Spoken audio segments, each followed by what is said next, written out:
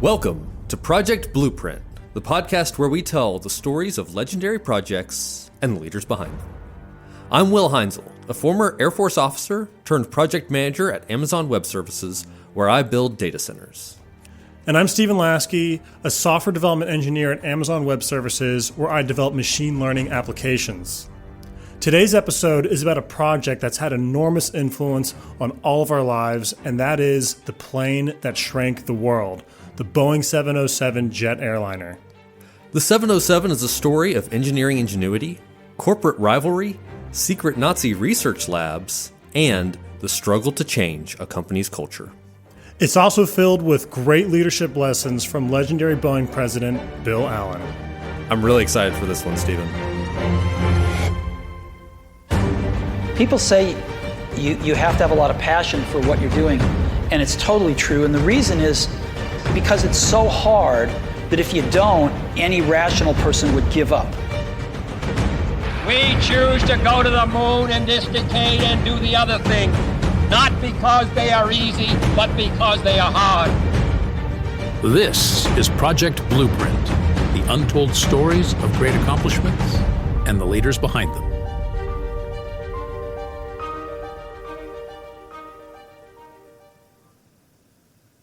I don't know about you, Will, but I'm really excited for today's episode.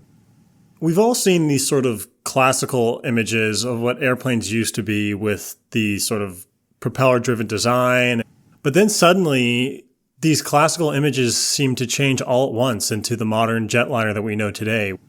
But that transition from the classical airplane to the modern jetliner seems to be a mostly untold story. And so I'm really excited to learn what ultimately thrusted us into the modern jet era. Yeah, I'm really excited about this episode too, Stephen. And I think you really hit the nail on the head there, because this story is so important to the modern age and jet travel. If you live in the United States, there's a 90% chance that you've flown on a jet before. But what most of us don't realize is the story of how it all happened. And really, this first jetliner, the 707, set the paradigm for jet travel as we know it today. And what's even more exciting to me, Stephen, is the cast of characters for this story is not what you would expect.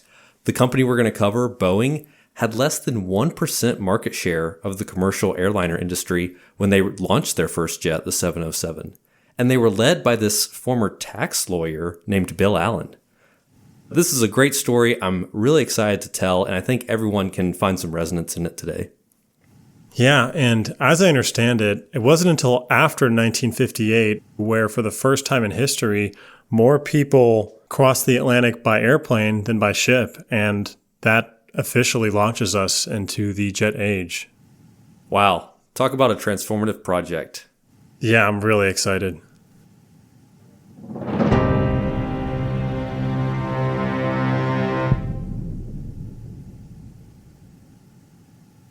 We start our story right after the end of World War II in September 1945. The president of the Boeing Airplane Company has just suddenly died of a stroke, and the 45-year-old corporate counsel, Bill Allen, has been chosen by the board of directors to take his place, despite having no technical background or executive experience. In fact, Stephen, Bill Allen didn't even think he was qualified for the job himself, and he actually initially refused the offer. But the board saw something in Allen that he didn't even see in himself and convinced him to take the job. So Bill Allen is an interesting character. He was a former corporate tax lawyer from Montana, but in 1930 he moved to Seattle and joined, at the time, a small aircraft manufacturer named Boeing as the corporate counsel. So Bill Allen is kind of quiet and unassuming. He's almost like boring in a way. He's balding and he dresses in these like gray flannel suits. He could almost like be your grandpa. You know, you wouldn't expect him to be a CEO who's going to lead an important company. But he's actually, under that exterior, a natural leader who excelled at pulling people together to make complex decisions. And he actually used his non-technical background as a strength at Boeing. And he would force engineers to understand their designs so well that they could explain them to him in simple and clear language. He was also known for being a great listener. He held these meetings, and every meeting he had, he would start by going around the table, asking everyone for their input, before he would make a decision or give his opinion on the matter. And this is really similar to stories I've heard about Jeff Bezos, who would do the same thing and basically waits for all the inputs from his subordinates before he biases anyone with his opinion or makes a decision. But hiding under this boring facade, Alan is actually a shrewd risk taker who will repeatedly bet the company on ambiguous gambles to transform Boeing into the world's dominant aircraft manufacturer. Wow, that's very interesting. So VE Day was just a few months ago. VJ Day was the month before. And now Bill Allen, a lawyer, is taking over to become president of an airplane manufacturing company. Yeah. And so he becomes president at this interesting time because World War II is coming to an end, and Boeing has what everyone's calling the peace problem. Boeing had been successful during World War II building bombers for the military. But with the war ending, the military is cutting back on spending. And so actually, $1.5 billion in Boeing contracts were canceled at the end of World War II. One of the largest factories they had in Kansas had to be closed, and 38,000 workers had to be laid off. Allen's first challenge as the new president of this company is to build a new vision for what Boeing will be after the war. One potential solution for Allen is to pivot to producing commercial aircraft for the airliners. But Boeing's not in a great position to pivot to this market. They have less than 1% market share of the commercial airline industry, and they have a string of failed attempts to produce a commercial airliner so far. So Allen, this new president, is already faced with a serious dilemma. Should he continue the familiar formula of building these bombers for the military, even though business is slowing? Or would he be better off pivoting his company in a new direction to build commercial aircraft for the growing airline industry? But pursuing the commercial airline industry will require a serious culture change for Allen and Boeing. Because at this time, Boeing had a reputation for not listening to their customers. The commercial airlines thought of them as a company where the military design was the priority, and then only later would they maybe try to pass off a contrived variation of one of their military aircraft as a commercial airliner. And this fit into Boeing's culture because they were headquartered in Seattle, off in the middle of nowhere in the Pacific Northwest at the time, and this created like an insular culture that thrived on technological advances, but they were not open to outside input at all.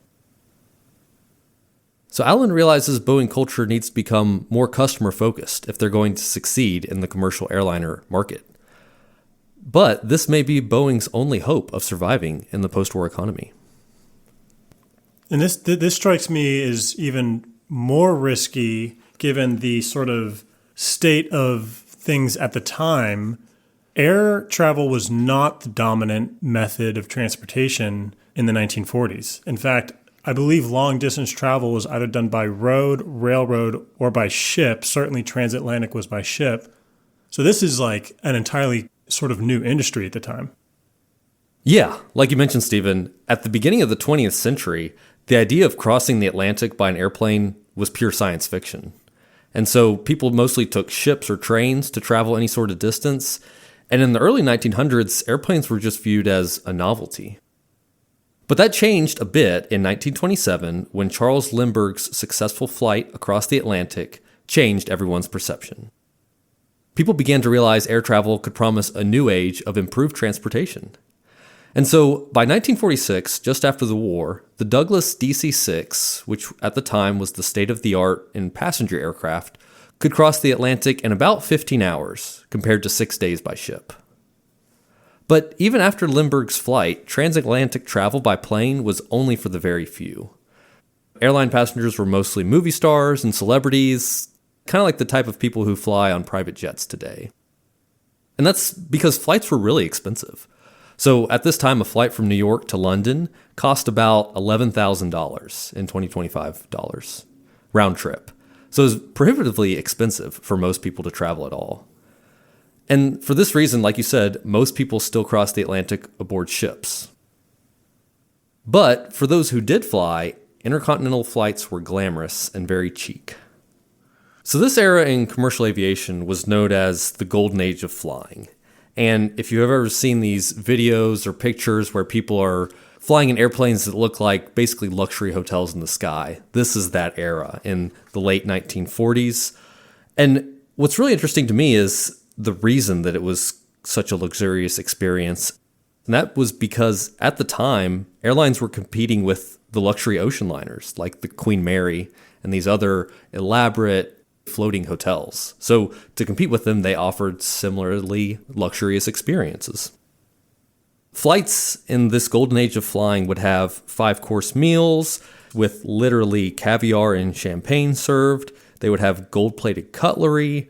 The airlines had cocktail lounges and sleeper berths because they weren't trying to cram as many passengers onto the flight as possible. They were just trying to sell really high-priced tickets. And so passengers dressed up to fly, they wore suits and dresses, and then the stewardesses on the flights were also dressed in these really fashionable uniforms from designers like Coco Chanel and Christian Dior. So then I imagine the cost of flying was significantly higher than the cost to use an ocean liner. Absolutely. But, you're paying for speed because, like I said, it takes maybe 5 or 6 days to cross the ocean by ship. But you can take a flight in, say, 15 or 16 hours. So it's a good value for these customers to be able to reduce that time to just 16 hours. But ultimately, flying was reserved for the wealthy at this time. Yeah, so it's only available for those who can pay for it. And really, people who need to pay that much to get across the Atlantic. So it's like celebrities, businessmen, people who have a need.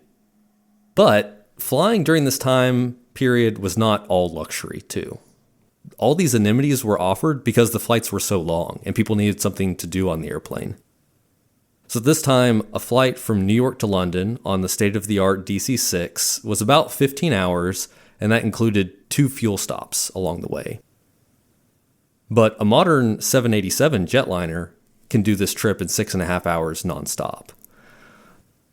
But they didn't just take longer than today. The flights could be much more uncomfortable compared to flying today. So at the time, most of the aircraft could not cruise at a high enough altitude to fly above the weather, so they'd have to fly through it. And so you can imagine flying through thunderstorms. There's an incredible amount of turbulence. It's not like the comfortable, relatively smooth flights that we enjoy today. And then also, at the time, these are all propeller-driven aircraft. So they're incredibly noisy. They create a lot of vibration. There were also higher accident rates, unsurprisingly, because the planes were more mechanically complex, flying wasn't as developed as today, and so there was a much higher risk every time you flew as well. But that's all about to change after World War II, because the advances during the war in military airplane design are poised to usher in a new age of commercial aviation. And there's kind of 2 key factors that are setting up the aviation industry to really take off after World War II. The first is jet engines. So jet engine research during the war promises faster and smoother and more reliable aircraft.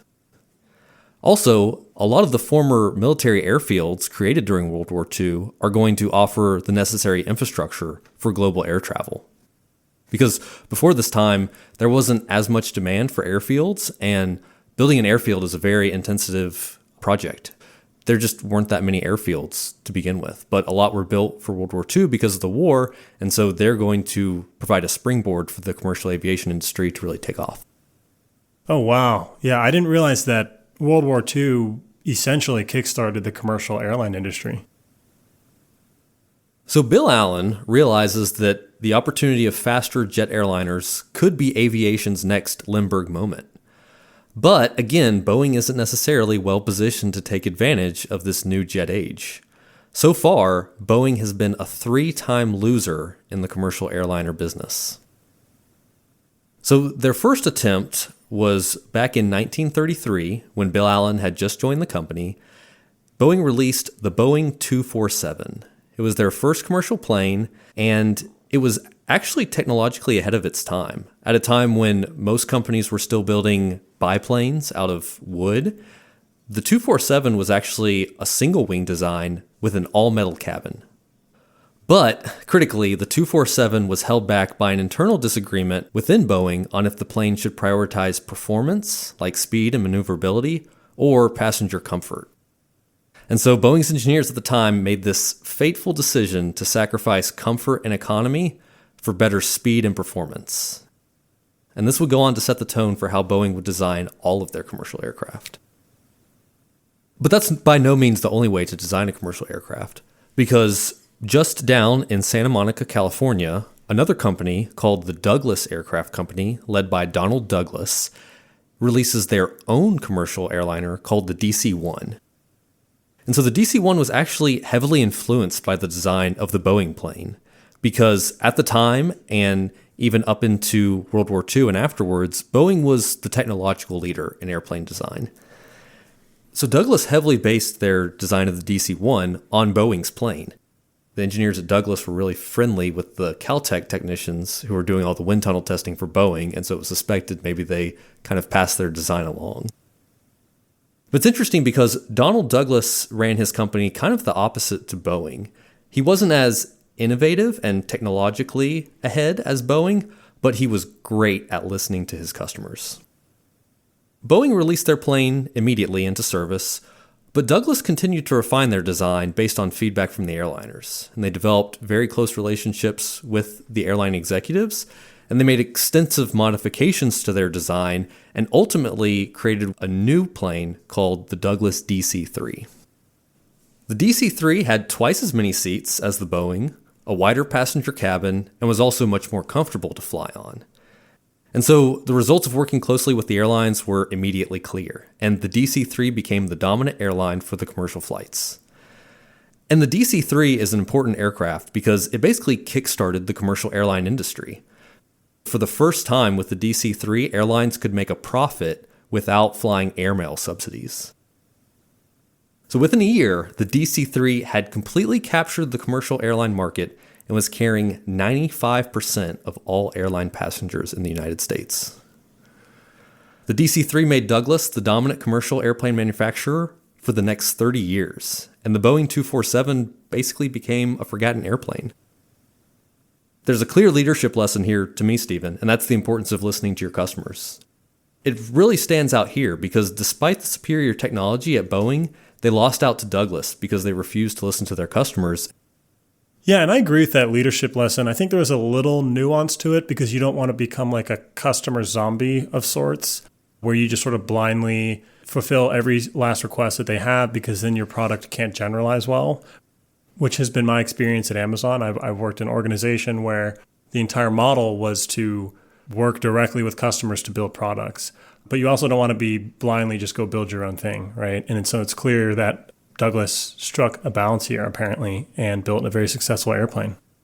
Yeah, it's absolutely about striking a balance. And why this story really stands out to me is because I think engineers can sometimes be the most susceptible to the thinking that as long as we have a great product, people will want it. But that's not necessarily true. You can have the most technologically advanced design and airplane in the world, but if you don't sell it and you don't continue to modify it with your customers, you're not going to be anywhere. And so Douglas really struck that chord of having a great product to start out with, but also iterating it to make sure they had that product market fit with the airlines. Yeah, and their product was solving their actual customers' needs rather than theoretical customers' needs that may or may not have been there. Yeah, so it's like this push-pull dynamic. Okay, so Douglas's philosophy was clearly to iterate quickly with customer feedback. I can clearly see how this is a huge advantage over Boeing. But Boeing doesn't give up on a commercial airliner. They try again in 1940 with the first pressurized commercial airliner. So before this time, most aircraft were not pressurized. So that limited how high they could fly, and it also made the flights uncomfortable because it's basically like being at the top of a really tall mountain. So the first pressurized airliner is a great improvement in passenger comfort, but Boeing based it off the B-17 bomber design. It was not a purpose-built airliner. It was kind of this mutation of their B-17 bomber design. And this design was known as the Boeing 307 Stratoliner, but its success was eventually overshadowed by, first, a tragic test flight that killed several of Boeing's key designers, and then also the start of World War II. The U.S.'s entry in 1941 really reduced the demand for commercial flights, and so it was the wrong plane at the wrong time. Yeah, and then I imagine all of Boeing's attention turned to military aircraft, given the need at the time. Yeah, and Boeing became very successful during World War II.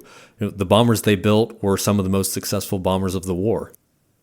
For example, the B-17 Flying Fortress became one of the legendary airplanes of World War II, and almost 13,000 were produced for the war effort. In the later stages of the war, Boeing also built the B-29 Superfortress, and this was a long-range strategic bomber used in the Pacific, and this was ultimately the plane that dropped the atomic bombs on Hiroshima and Nagasaki. But what's important to highlight here is the design criteria for military and commercial aircraft are very different. And so designing these military planes reinforces Boeing's bias towards speed and performance rather than the comfort and economy that are important for commercial aircraft. Yeah, I mean, that makes complete sense to me. If you spend all your time building successful military aircraft, that would certainly bias you in a very specific way once you go to build any other aircraft. Yeah, they're almost like two different markets. It's like building semi-trucks versus passenger cars. After the war, Boeing tried again for a third time to produce a commercial aircraft. And this time, again, they adapted another bomber, the B-29, to develop a 4-engine airliner called the Model 377 Stratocruiser. And so this Model 377 Stratocruiser was the most powerful piston engine aircraft ever produced. But it suffered from reliability issues because of the huge engines it needed to produce this much power. And really the theme here is that piston engine technology had peaked during World War II, and so by the late 40s, the tech had been pushed way beyond its limits to the point of diminishing returns. So only 55 Stratocruisers were ever delivered because of the serious reliability issues, compared to about 700 of Douglas's competing plane, the DC-6. So again, Stephen, Boeing developed the more technologically advanced airplane, but lost out to Douglas, who prioritized what mattered to customers. Yeah, and they're still getting like a 5% market share. They're just not making any progress on Douglas yet. Well, they're not even getting 5%, because after World War II, Boeing actually had less than 1% of the commercial airliner market. No kidding. The commercial airline market was dominated by Douglas with their DC-6, and then a smaller player was Lockheed, who had the Constellation, another 4-engine, piston-driven airliner. So this is the same Lockheed that eventually becomes the modern-day Lockheed Martin defense contractor. Yes, Lockheed Martin doesn't produce any commercial airliners today, but back in the day, they competed with Douglas and Boeing. Bill Allen had been with Boeing since the early days, so he was intimately familiar with all of these commercial aircraft failures. And he realizes that Boeing's going to need to change their culture if they're ever going to develop a successful commercial airliner and survive without these government military contracts.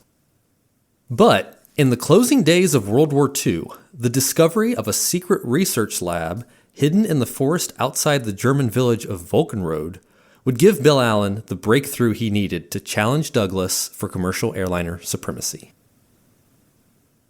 During World War II, the Germans were actually the leaders in jet technology. They developed the first mass-produced jet engine called the Jumo 004, and they also deployed the first operational jet fighter, the Me-262. And so the German Luftwaffe established a secret research complex outside the village of Volkenrode, and these buildings were actually camouflaged as farmhouses and hidden below ground and under the tree line to hide them from Allied bombers, because the research these scientists were doing was so critical for the war effort. And the German scientists and engineers at Volkenrode were working on a very specific problem, and that was how to design a plane that could fly just as fast as these new jet engines the Germans were developing. And so, in the final days of the war in Europe, Boeing's chief aerodynamicist, George Scherer, was selected to join a scientific advisory group codenamed Lusty. The goal of this scientific advisory group was to find and collect German research before it could fall into the hands of the Soviets or be destroyed. And this team actually discovered the Volkenrode Research Center, and they found wind tunnel data showing how an airplane with swept-back wings and jet engines could achieve these incredible speeds approaching the speed of sound. So Scherer urgently wrote a letter to Boeing engineers back in Seattle, and he explained his findings, urging them to make these changes to Boeing's next generation bomber, the XB-47. So this is interesting to me. So what was sort of the key finding from the research? So interestingly, it was actually the Allies pulling together several different research efforts from different German labs. In the last days of World War II, the German scientists were actually isolated and they weren't able to really communicate with each other. So one research lab was developing jet engines, while this lab at Vulcanroad was working on the swept wing design. And so because they were so separated and not able to coordinate during the chaos of World War II, they were never able to pair these two technologies together. The problem with the jet fighters was that they couldn't go fast enough, but then the swept wing design was the solution. They just hadn't put the two together. And so Boeing's breakthrough was they got all of this data together, and they were able to see that these jet engines will make incredibly faster aircraft, but they're going to be unstable at high speeds. So the solution to that is a swept wing design. So what was the state of the art in the United States at the time for jet engine technology? So the United States was basically in third place on jet engine technology. The Germans were the most advanced, but actually in parallel with the German research, British engineers were also producing their own jet engine.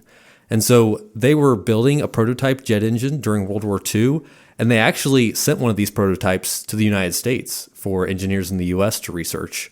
But the British and the Americans were never able to operationalize the jet engines during World War II. So the core discovery here is the amalgamation of several siloed research facilities in Germany, rather than some singular standalone takeaway. Yeah, and the key pieces to remember here is it was the pairing of the jet engine with the swept wing design. Oh, very interesting.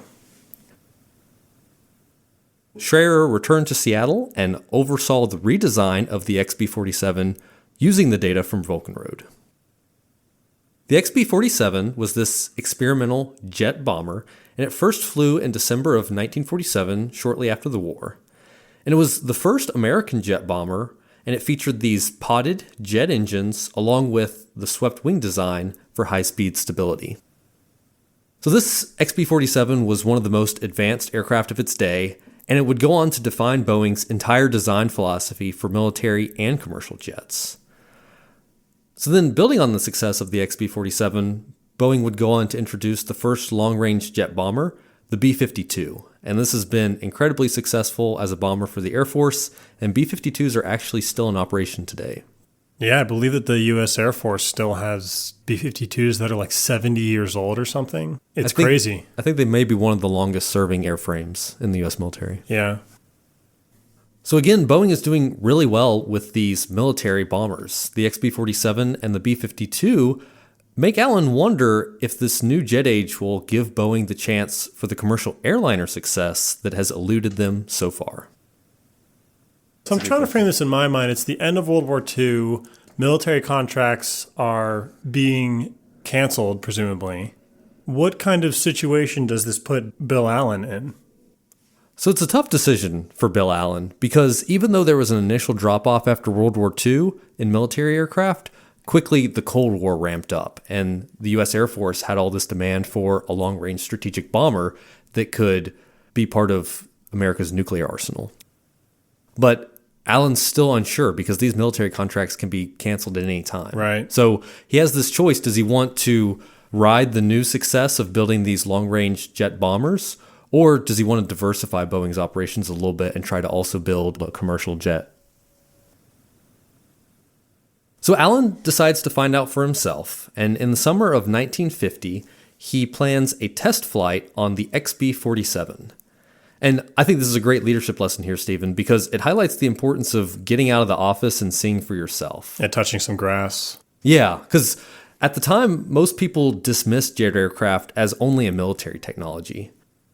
But also, most people had never flown on a jet themselves because these were just experimental military aircraft. So Allen decides to fly along himself and see what it's actually like. And he comes to this realization that these jets are much faster, much quieter, and a lot smoother than the propeller-driven aircraft that he's familiar with. And so he realizes firsthand at this time the tremendous opportunity of jet engines for producing a better commercial aircraft.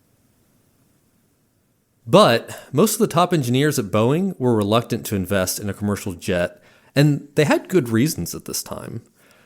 Boeing's expertise had always been in producing these military aircraft, and so they'd done really well with the jet bombers, but they had this long list of failed Boeing commercial airliners. But then also at the time, even outside of Boeing, jets were considered as a military technology. They were incredibly loud, they consumed a lot of fuel, they left these black trails of soot in the sky. These were very early iterations of jet engines, and they weren't nearly as well developed as they are today. And so even the leaders of most of the prominent airlines agreed that it was too early for a commercial jet to be viable. So at this point, Boeing doesn't even have an interested customer if they decide to produce a jet airliner. So I think Clive Irving sums up Bill Allen's decision here with a really good quote from his book called Jumbo. And he says, "As a company strategy, you could look at the jet decision two ways. Either in one leap, you would leave the opposition looking archaic, or you would end up with a speculative airplane, one that no one had asked for, that would involve changing every detail of operations from maintenance to airport handling, and that would have to get safety certification according to rules that did not even exist for jets. There was no real evidence that the world was ready to switch to the jet." So we're in the late 1940s, and Boeing is mostly a military aircraft company. They had a lot of success building bombers in World War II, but now the war is over, and the future of the military aircraft business is questionable. Now, Boeing's new president, Bill Allen, who has a law degree, by the way, is faced with a tough decision. Commercial airliners are not an obvious pivot, especially given the fact that Boeing failed 3 times in this area. But the design secrets from Falcon Road offer a new, more ambitious kind of aircraft, one that's faster and more comfortable than any propeller aircraft at the time. So now Bill Allen is faced with a tough choice. Does he double down on military aircraft? Or does Bill bet the company on the new jet engine technology and challenge Douglas for control of the commercial airline market?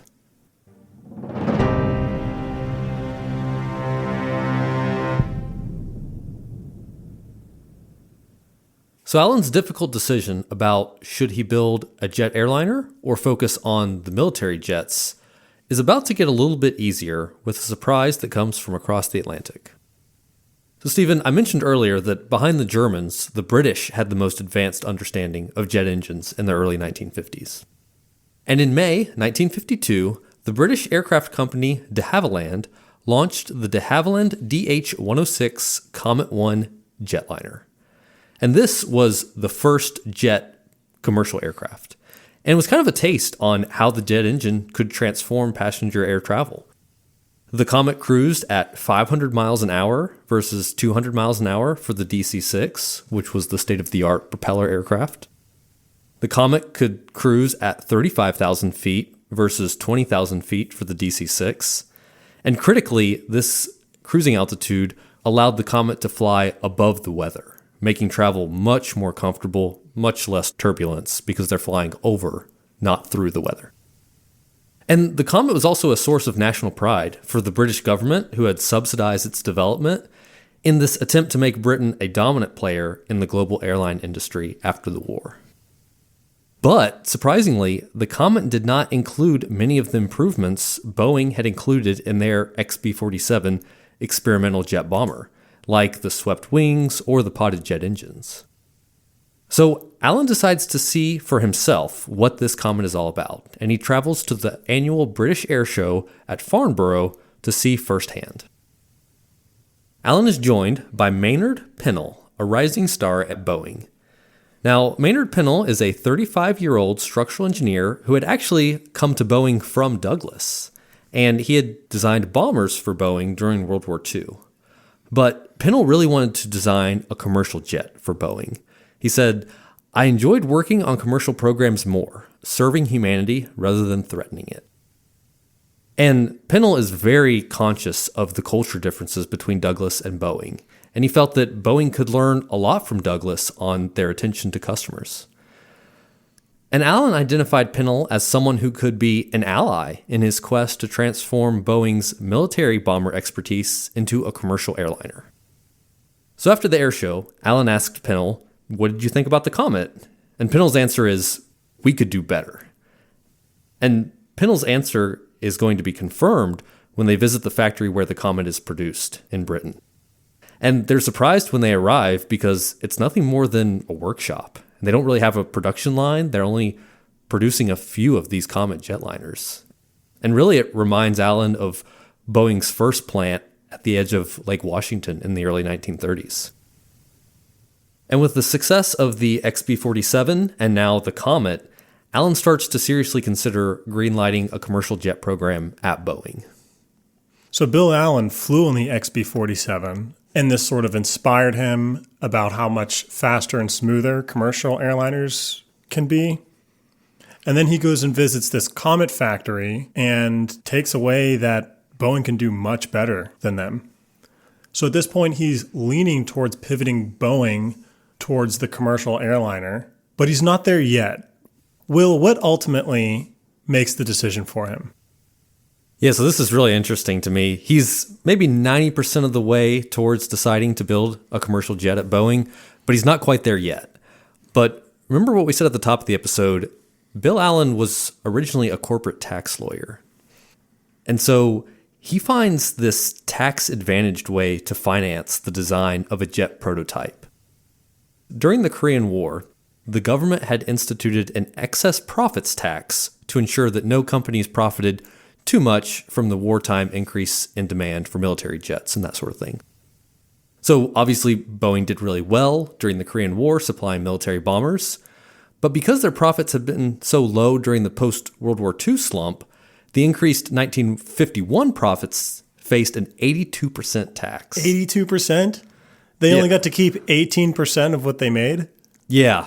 So Allen, being the savvy tax lawyer, realizes that rather than pay these high taxes on Boeing's profits, he can just reinvest that money back into the company on an audacious new project like a commercial jetliner. So ultimately, $11 million of the $16 million needed to develop a commercial jet prototype was money that would have otherwise gone to the government. Wow. I mean, it makes perfect sense.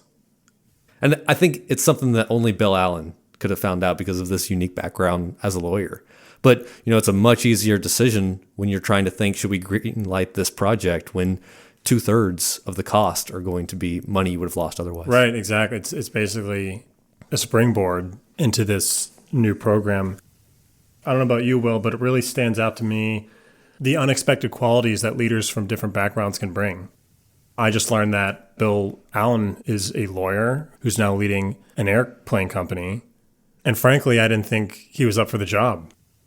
Yeah, absolutely. I think on paper you would say, well, Boeing is this really technologically sophisticated company. You probably want an engineer running it. And I think 9 out of 10 times I would agree with that statement. But again, it shows that the right person for the right job might not be obvious. And there's always these nuances. I think at the time, Boeing had this really engineer-heavy management structure.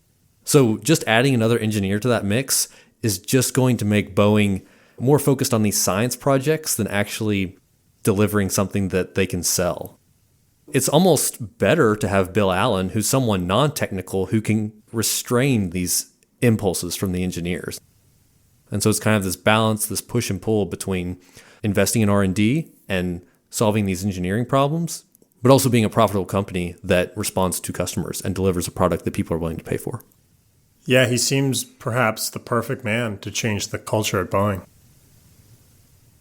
So Allen makes his decision that Boeing will invest in building a commercial jet prototype, and he calls for a full commitment within the company. The next day, Boeing engineers arrive at work to find a notice plastered across the walls reading, "Life is too short to work on propellers." Oh, that's so funny. And so the jet age has started at Boeing. Allen assigns Maynard Pennell and an aerodynamics engineer named Jack Steiner to design and build a prototype with the designation 707. This prototype would be influenced by the technological breakthroughs of the XB-47 and the B-52, but otherwise it would be a completely new design, not a variation of a military bomber. Okay, so a new platform, but I'm curious, why the designation 707? Where'd that come from? So the first commercial airliner Boeing built was the 247, so it was like a 2 series designation. Right. Follow-ons from that had been 3 series. But then interesting, the 4 and 5 series were already reserved for missiles that Boeing was building for the government. Oh, no kidding. Okay. So the next number was, 7 through 9. And 7 just kind of has a nice ring to it, like yeah, it does, lucky number 7. And then they chose 707 because it's an iconic number. It is. Gotcha. Yeah. Very interesting. Just to reflect here on Alan's decision, he's made the call to bet the company and build this commercial jet aircraft prototype. But even though we talked about how the development costs were tax advantaged, it's still a risky gamble. In contrast to most planes, this is going to be funded entirely out of pocket by Boeing. They don't have any customer lined up. They don't have a military contract in place. And so that's not typically how airplanes are developed. Usually there's a military contract in place, or they've partnered with some airline who says, we promise to order at least X number of initial aircraft. But Boeing is just going out on a limb here, and really they haven't even socialized this with any airlines yet. Alan has greenlit this project all by himself. But Alan is not completely betting everything on this. He's also hedged his bets a little bit. And so the engineers at Boeing promised him that this prototype could also be used to inform the design for a new military jet tanker to refuel the B-52.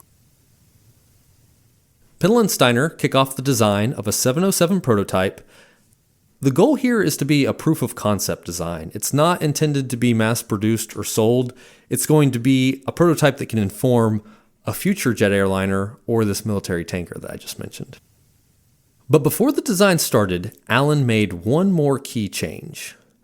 To disguise this new jet airliner strategy from Douglas and some of the other competitors, he renamed the program from the 707 to the 367-80. So Stephen, the reason he does this is because 367 was one of the model numbers for an existing military plane that Boeing produced. And so calling it the 367-80 suggests that it's nothing more than a variation on an existing design. That's interesting. So he's disguising this from Douglas.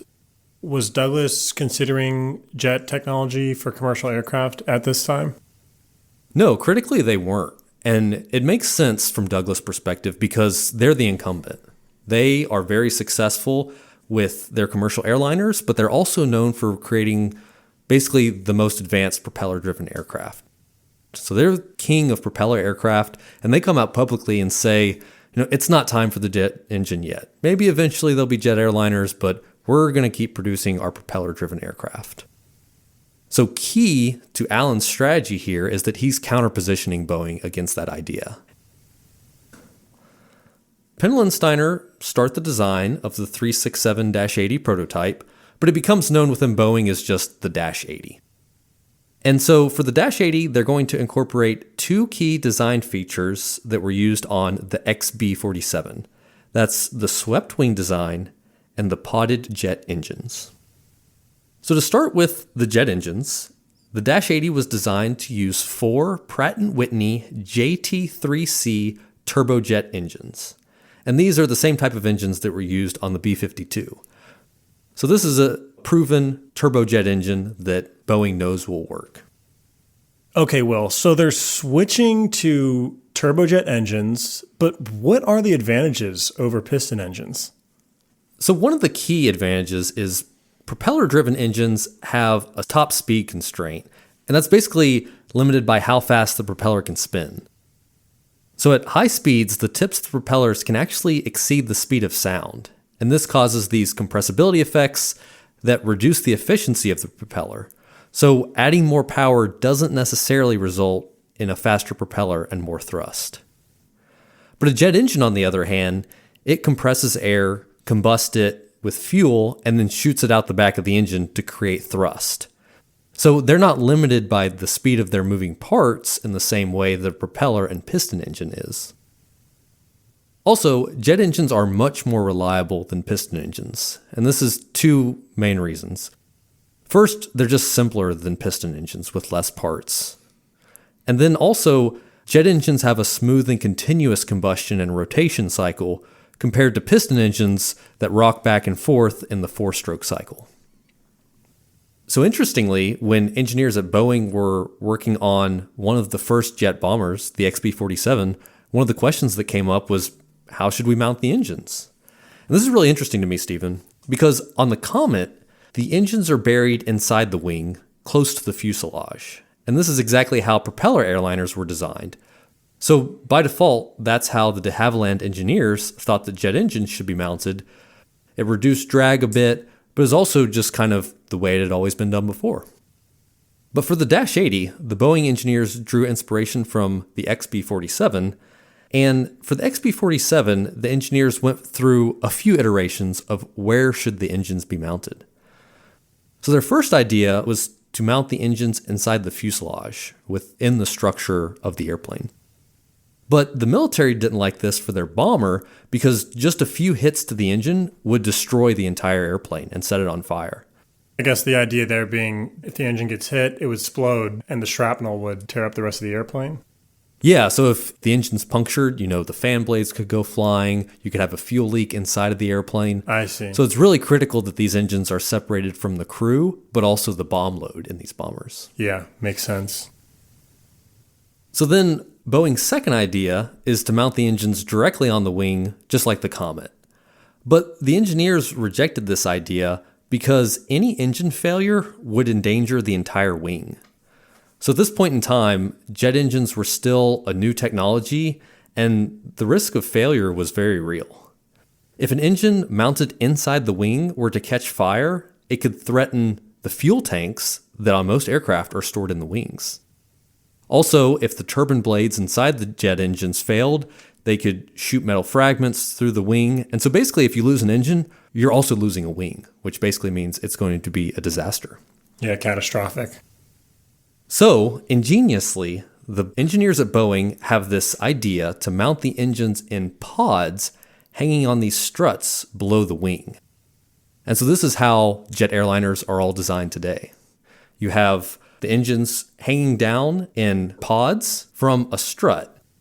And so with this design, if there's any engine fire or failure, the slipstream of the air will carry the flames and debris under the wing, not through it.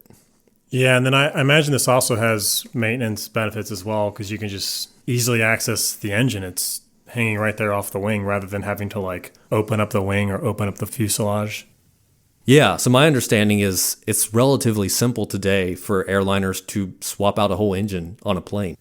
Whereas the Comet, the engines were buried inside the wing, so you have to open the whole thing up to do any kind of maintenance or repairs.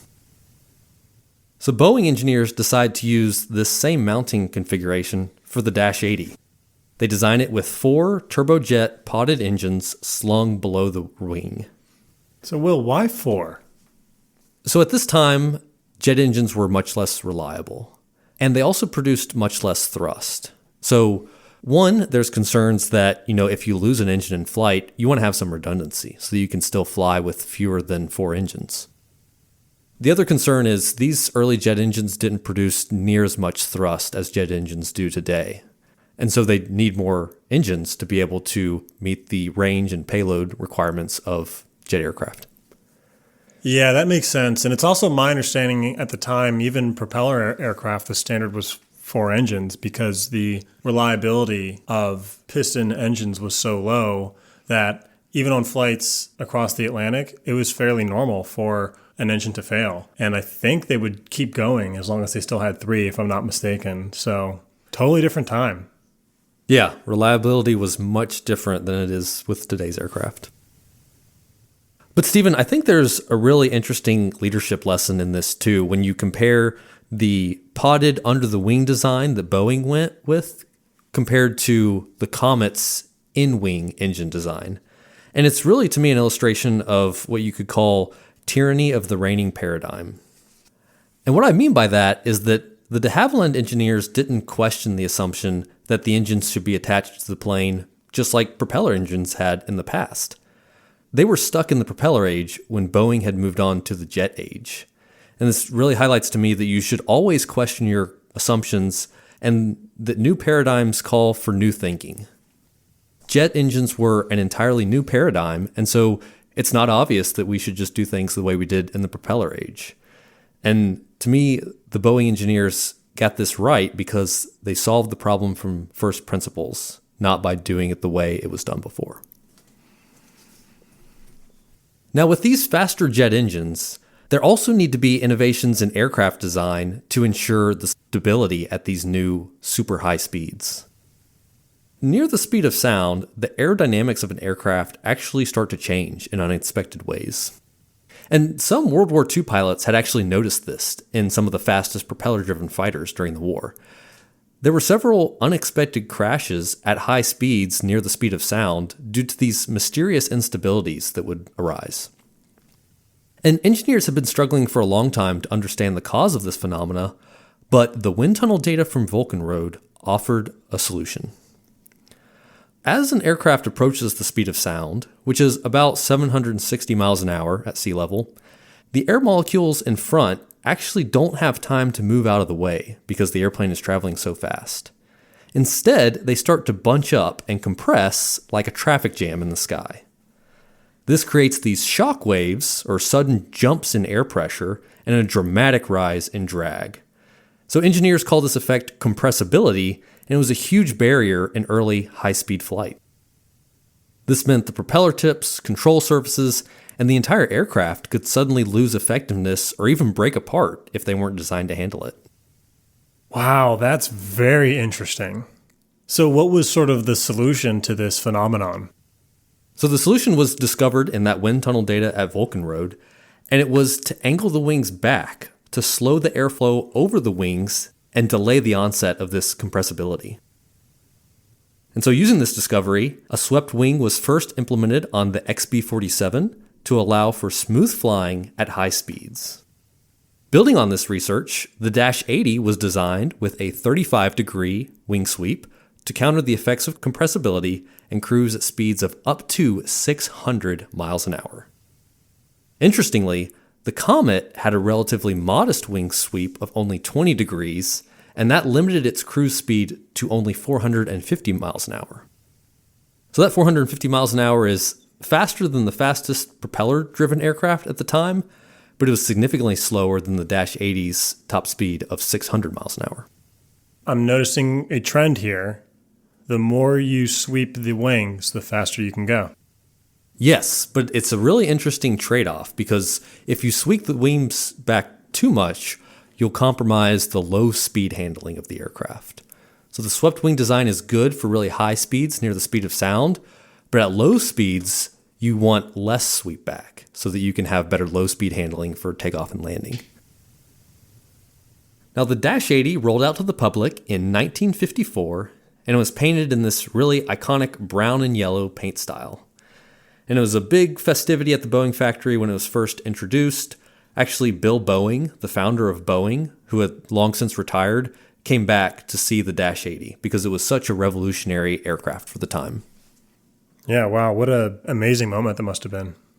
Yeah, I mean, the Dash 80 was really this peek into the future of what most modern airliners would become. A lot of modern jets share these key design elements like the potted jet engines and the swept wing design.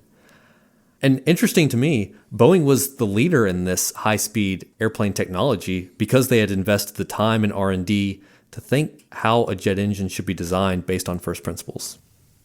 And so because of this, Boeing engineers are able to create a design that is faster and safer than the Comet.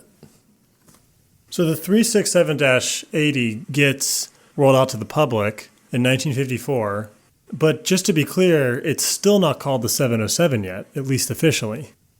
No, this Dash 80 is just a prototype. It was never meant to be sold as a commercial airliner. And Bill Allen had kind of hedged his bets. It was a prototype jet transport. You know, it could be used as a tanker jet for the military, or it could be used as a commercial aircraft for airliners. I see. So at this point, Boeing sort of shows their hand. So now Douglas knows about the commercial jet pivot that Boeing took. So I would imagine the prototype is there to now actually try to garner public interest, sign contracts perhaps with airlines. So what happens next? Yeah, so you would think that Boeing rolls out this new Dash 80 prototype and it's like nothing anyone's seen before. You'd think there'd be a lot of interest. But something would actually happen that would cause interest in a jet airliner to reach an all-time low. So I mentioned earlier that the technological innovations Boeing discovered at Vulcan Road and implemented on the Dash 80, like the swept back wing and the podded engines, allowed the Dash 80 prototype to be not only more performant than the Comet, but also safer. Oh, did something happen to the Comet?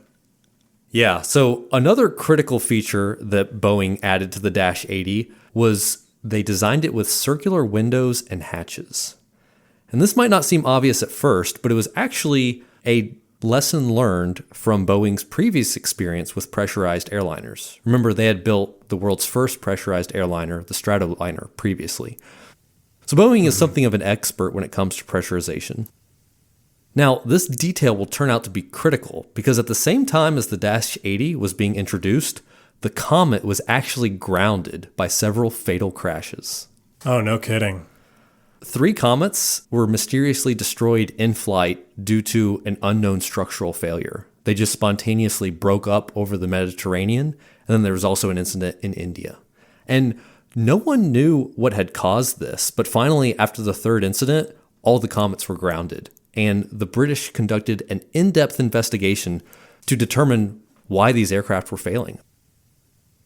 So after an exhaustive investigation, they determined the cause was actually metal fatigue. And so the Comet, in contrast to the Dash 80, had square windows and hatches. And this concentrates fatiguing stresses at the corners.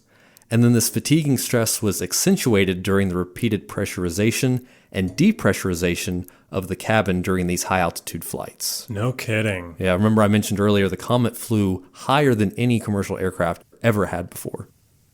So at the time, most of the airline industry didn't know enough about the effects of repeated pressurization cycles on an airliner. Boeing, however, was on the leading edge of pressurized flight research and had designed the Dash 80 with rounded windows and corners to evenly distribute the fatiguing stresses. That's so interesting. Most people don't know that this compression and decompression cycle that pressurized aircraft undergo is so hard on the aircraft that it is effectively the best measure of the age of the aircraft. In other words, the number of pressurizations and depressurizations on an airframe is equivalent to like miles on a car.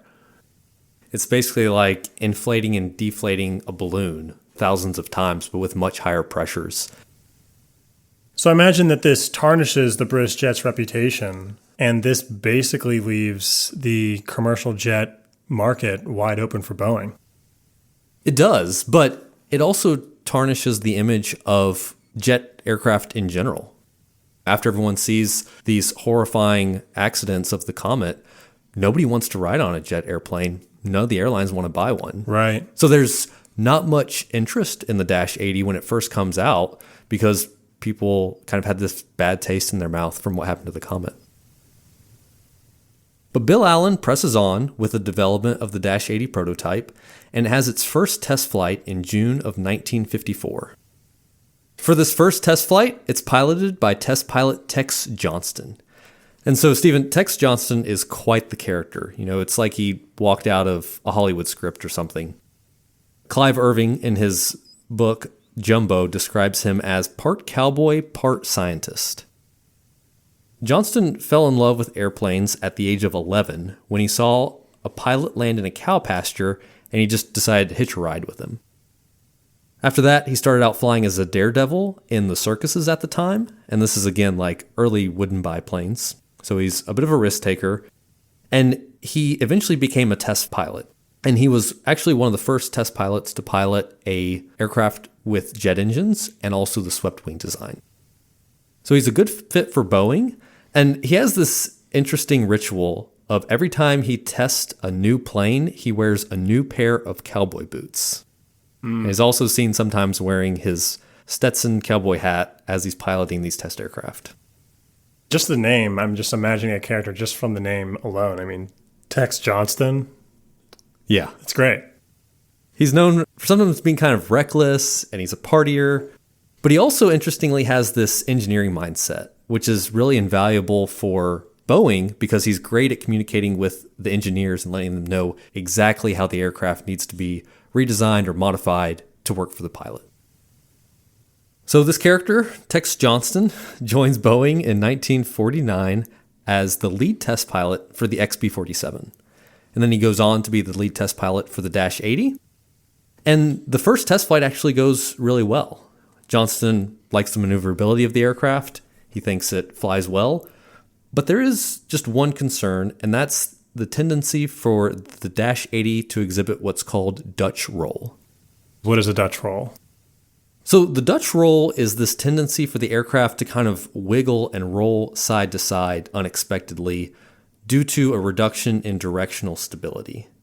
And so an uncontrolled Dutch roll can actually lead to a loss of control and eventually a crash if it's not damped out. Interestingly, swept wing aircraft are actually more susceptible to Dutch roll because they inherently have less directional stability. Johnston had already encountered this Dutch roll issue on the XB-47, and there it was solved by installing a yaw damper that automatically damped out oscillations before they could grow. Is the yaw damper a passive system or an active system? Active. But it's all done in the background. The pilots don't have to do anything. It just automatically damps out these Dutch roll oscillations. No kidding. So this is an active system, which means there's moving parts, which means that it's a point of failure. So this could break, and now it's up to the pilots to handle the Dutch roll.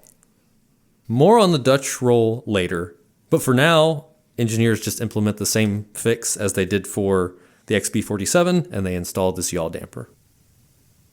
And so the test flight program goes well, and Allen decides to invite some of the leading airline executives to Seattle to evaluate this new prototype. He's trying to get feedback from the airlines and kind of garner some attention in the wake of the Comet disasters. So during a boat race that summer on Lake Washington in Seattle, Allen hosted several of these airline executives on the company boat, and he arranged for Tex Johnston to perform a flyover in the Dash 80 during the race. So Johnston took off from Boeing Field with a crowd of about 200,000 people gathered on the lake shore. And he brought the Dash 80 in at a speed of almost 450 miles an hour and skimmed just 300 feet above the lake, with these turbojet engines screaming and drawing everyone's attention. Then Johnston pulled up on the Dash 80 into a steep 35-degree climb and circled around for another pass. This time, as Johnston crossed high over the lake, he flipped the plane over and looped into a barrel roll. And so as he flies over these airline VIPs on the lake, the plane was actually upside down. Holy smokes. So there's this famous picture of a passenger looking out over the wing, and the engines, instead of hanging under the wing, are actually sticking up because the airplane is upside down. Wait, was this planned or is this an accident? So planned by Tex Johnston, but not planned by Bill Allen. Okay, so Bill Allen was shocked to see this. Yeah, Bill Allen can't believe his eyes, but he fakes it because he's in front of these airline CEOs. But Johnston actually circles around, and at first Bill Allen thinks maybe this is an accident. I hope he's okay. But Tex loops around and does it a second time. He does it. It does another barrel roll. And so at this point, Allen is furious, but he kind of controls his temper, because a barrel roll is like a fighter jet maneuver. It's not done in like a commercial airplane. And if this goes bad, it could totally tarnish Boeing's reputation. Absolutely. It's pretty high risk. So what does he do? How does Bill react to that? I mean, does he call him or? So again, he's calm in front of the airline CEOs because everybody loves it. Everybody else thinks it's planned. So they're applauding and they're like, oh, wow, this is great. They love the show. But then the next morning, Allen calls Johnston into his office and he says, basically, what on earth do you think you're doing yesterday? And Johnston answers and he's basically like, I'm selling airplanes. No kidding. And he goes on to explain that it was a safe maneuver. He had planned it. There was no risk. And so Allen's response is just, well, you know that. Now we know that, but just don't do it anymore. And he goes on to say the whole future of this company is in that airplane. Yeah, I mean, if that would have gone wrong, I mean, that could have just been the end of Boeing. And not only that, it's the signal it sends to the airline executives. I think Clive Irving puts it really well when he says, Boeing didn't want people to get the idea that its airliners were tested by cowboys. Airlines didn't buy planes the way the Air Force did. And so, Tex Johnston, he's a military aircraft test pilot. And so he's used to, you sell a military jet by doing these crazy barrel rolls. Right. But while it might impress some of the airline CEOs, they don't want to see their passenger aircraft doing barrel rolls and high-speed maneuvers. Yeah, exactly. Wow. So at this point in the mid-50s, Boeing's competitors, Douglas and Lockheed, are still building propeller-driven airliners, but the Dash 80's success is making it more and more obvious that jets are going to be the future. And so the engineers at Douglas realize this, and they urgently begin work on a jet airliner of their own, hoping that they can catch up to Boeing before it's too late. And eventually, reports filter back to the Boeing team that Douglas has started pitching airlines on its own version of a jet called the DC-8. But despite the previous humiliations of losing out to Douglas, the Boeing engineers don't really take this that seriously. They don't ask for the airline's input on their design, and they still believe that their technological superiority will be enough to win the airline's business. Wow, that's bold. They're not only ignoring the competition, but they're still ignoring the customer as well. Yeah, they're kind of, still isolated in Seattle, just doing their own thing. They're really confident because they have the best jetliner prototype of any company. And, importantly at this point, Douglas doesn't have a design. They don't have a prototype.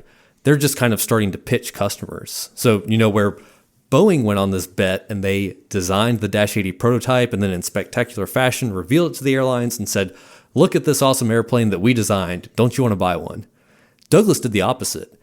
Before they even kick off their design, they go to the airlines and say, what would you like a jet airliner to be like? Let me get your input. And they start the design process there. So two very different ways of trying to solve a problem. And it's going to be interesting to see what works better. Okay, so Boeing reveals this prototype to the world. They do these test flights that impress some, perhaps scare others. Do they have any orders at this point for this airplane? No, so no orders yet. And, the Dash 80 is just a prototype, so they're not going to get any orders from it. But they do generate enough interest within the airlines to commission the production and design of a full-blown jetliner. Allen puts Pinnell and Steiner to work on adapting the Dash 80 design to build this production jet airliner, the 707. Allen also picks an engineer named Milt Heinemann to perform the interior design for the 707. Because while a lot of things from the Dash 80 could be carried over to the 707, there wasn't any interior design done. This was just a test prototype, so it didn't have passenger seats and bathrooms and that kind of thing. But interestingly, Heinemann's only previous experience was doing the interior design for bombers designed for the Air Force. So these are designed for military pilots and nuclear bombs. It's not really the same kind of design you want to have for a passenger jet. So Heinemann brought in a design firm named Walter Dorwin Teague and Associates to consult on the interior design for the 707. And Teague and Associates basically go on to design the basic template for what the inside of a jet looks like even today. They designed this cabin to be bright, clean, and efficient, in stark contrast to what previous airliners had been styled to kind of look like an ocean liner, because they had these window curtains and tablecloths and nautical designs. But Teague and Associates decide that it's time for a new design language for the high-speed jet age. Okay, so Teague and Associates are fundamentally responsible for the interior that we are also familiar with today of the modern aircraft.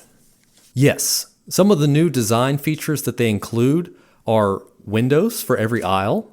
Prior to that, not every aisle had a window. And then they also designed this cluster of controls called the passenger service unit. And that's basically the same cluster that we're all familiar with today that kind of sits above the seat and it has the light, the air conditioning, the flight attendant call button. That's first designed by Teague & Associates for the 707. And overall, the design language of Teague & Associates is to optimize the airplane to be cleaned quickly and for faster turnaround times. Because these jets are going to be faster than the propeller airliners, so it's going to be much more important to turn these around quickly so they can be carrying passengers as much as possible. So to sum up, Instead of a flying ocean liner, the inside of a 707 was given a sleek and efficient modern design. Now, as the engineers at Boeing are finalizing the design for the 707, there's an internal disagreement on how wide the passenger cabin should be. And, Stephen, the width of the cabin is one of the most important factors for the airlines because it determines how many seats with paying customers can be added. And the width of the passenger cabin is also very much a one-way door decision. A lot of modifications can be made to an aircraft after the initial design is complete, but changes to the fuselage and the overall structure require a change to basically every major system. And it's usually cost prohibitive. Yeah, I think you need to design an entirely new airframe and therefore an entirely new aircraft. So when it comes to the width of the cabin here, Boeing has only one chance to get it right. Now, the Dash 80's passenger cabin was based on the 2+2 seating of Boeing's last commercial aircraft, the Stratocruiser. And that was 132 inches wide, and it basically allowed for 2 seats on either side of a single aisle. But at the same time, remember I said that Allen had hedged his bet, and engineers were also working on another idea for the Dash 80, a derivative Air Force tanker to refuel the B-52. And the engineers had actually designed a wider fuselage for that plane that was 144 inches wide. Side note here, this plane would go on to become the C-135 military transport and the KC-135 tanker, both of which are still used by the U.S. Air Force to this day. So Pinnell and Steiner get permission from Allen to use the wider 144-inch fuselage from the C-135 for the 707. So they get permission from Bill Allen. So Bill Allen is involved in the technical design. Yeah, he's involved in the technical design, but he's also really interested in, what are going to be the cost and time implications of a decision like this. And so this new wider cabin for the 707 results in a 2+3 seating configuration. So basically 3 seats on one side, 2 seats on the other side of the aisle, with 140 passenger seats compared to about 100 on competing propeller airliners at the time. Now at the same time, Douglas is also working on their own commercial jet, the DC-8. And they started off behind Boeing in technical understanding of the jet engine and the swept wing design, but Douglas did have one key advantage, and that was the respect of the world's major airlines. Douglas was also kind of helped out by a delay at Boeing during the design of the 707. So interestingly, since Boeing was also selling this KC-135 military tanker to the Air Force, they needed permission from the government to use the same tooling and assembly lines for the 707. Because obviously it's a tremendous efficiency advantage if you can use the same production line for 2 aircraft, but since the Air Force wanted to ensure that Boeing could produce a certain number of KC-135s for military purposes, they needed permission to use that same tooling for the 707. And this ended up resulting in a delay of several months while Boeing waited on the Air Force to grant them this approval. And so during that time, Douglas worked closely with the airlines on the design of the DC-8. They decided on a design that was remarkably similar to the 707. It would also feature 4 turbojet engines and swept wings. But interestingly, it would have a 147-inch wide passenger cabin. And that's 3 inches wider than the 707. And critically, it allowed for a 3+3 seating configuration, or 165 seats, to the 707's only 140. So despite being only a design on paper at this point, the DC-8 is a favorite for the airlines. One, because it's got more seats and it can carry more paying passengers, but also they've helped design it. And so they've been able to provide their input and influence the design of Douglas aircraft. And interestingly, Douglas kind of stirs the pot a bit, and they tell the airlines that Boeing is once again trying to sell them just a second-hand military design. So they point to the KC-135 tanker and they say, oh, you don't want just another Boeing derivative of this military jet. You want something that's purpose-built, and that is going to be the DC-8. Yeah, this is interesting. So Boeing has the lead here, time-wise, but Douglas has customer input. I wonder who's ultimately advantaged here. First Yeah. to market or the one who's closest to the customer? It's an interesting matchup. And after the failure of the Comet, Boeing kind of thought that they had the whole jet airliner industry to themselves. But Douglas has caught up remarkably fast with a huge investment in an aircraft of their own. So as Boeing and Douglas are finalizing their designs for the DC-8 and the 707, it all comes down to what are called launch orders. The success of any new airliner hinges on these pre-production orders that airlines place to basically commit to buying a certain number of this new design. And at this time, there were 3 key airlines that basically determined the direction for the entire industry. Those were Pan American World Airways, United, and American Airlines. And these were the largest and most influential airlines, and all the other airlines would basically follow their lead when it comes to which plane should they buy. So, whoever can win the launch orders for these 3 airlines will dominate the jet age. Maynard Pennell kicks it off by leading a delegation of engineers to meet with United. And at this time, he's feeling confident because he knows Boeing has the most technologically advanced jet. But unfortunately, Pennell is in for a surprise because Douglas has already been working with United to design their DC-8.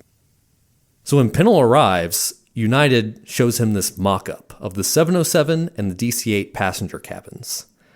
And like I said before, the DC-8's cabin is actually 3 inches wider, but this 3 inches allows for the 3+3 seating configuration, and it also makes a disproportionate difference because Douglas had also lowered the cabin floor so that the shoulder and headroom was significantly better compared to the 707.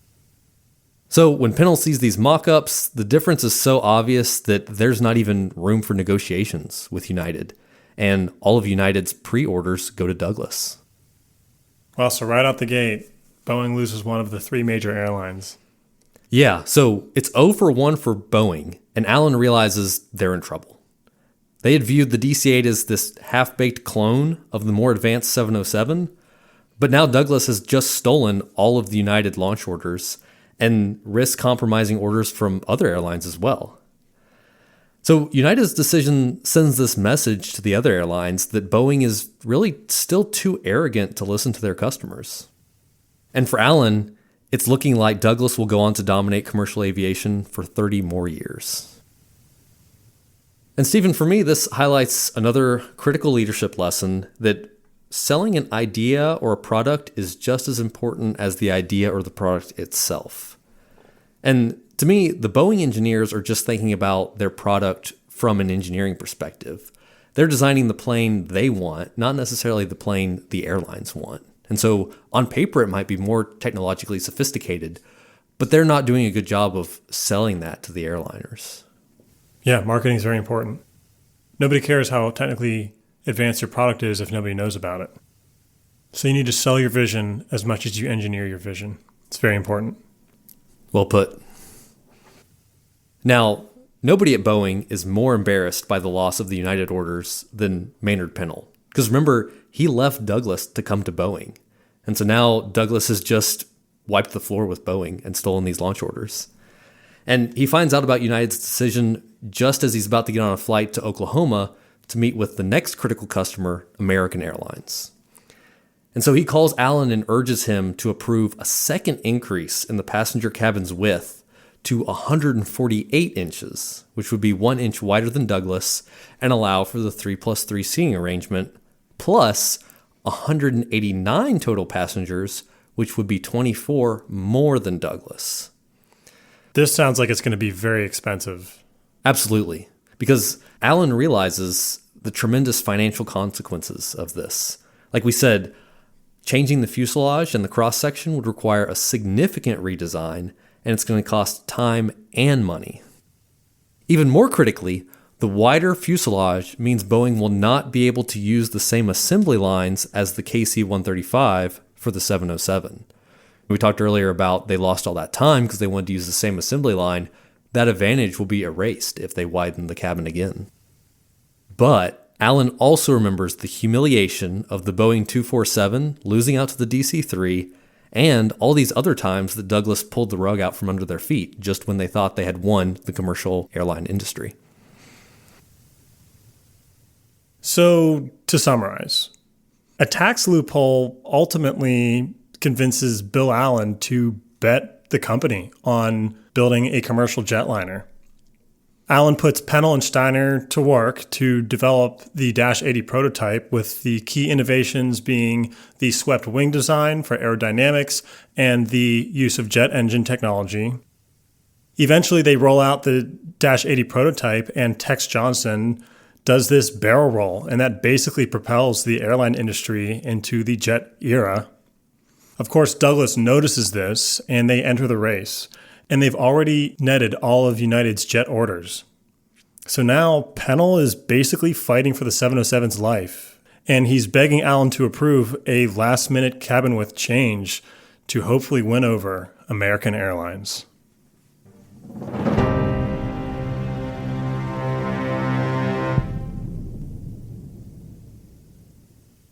Maynard Pennell arrives in Oklahoma to discuss the launch orders with the CEO of American Airlines.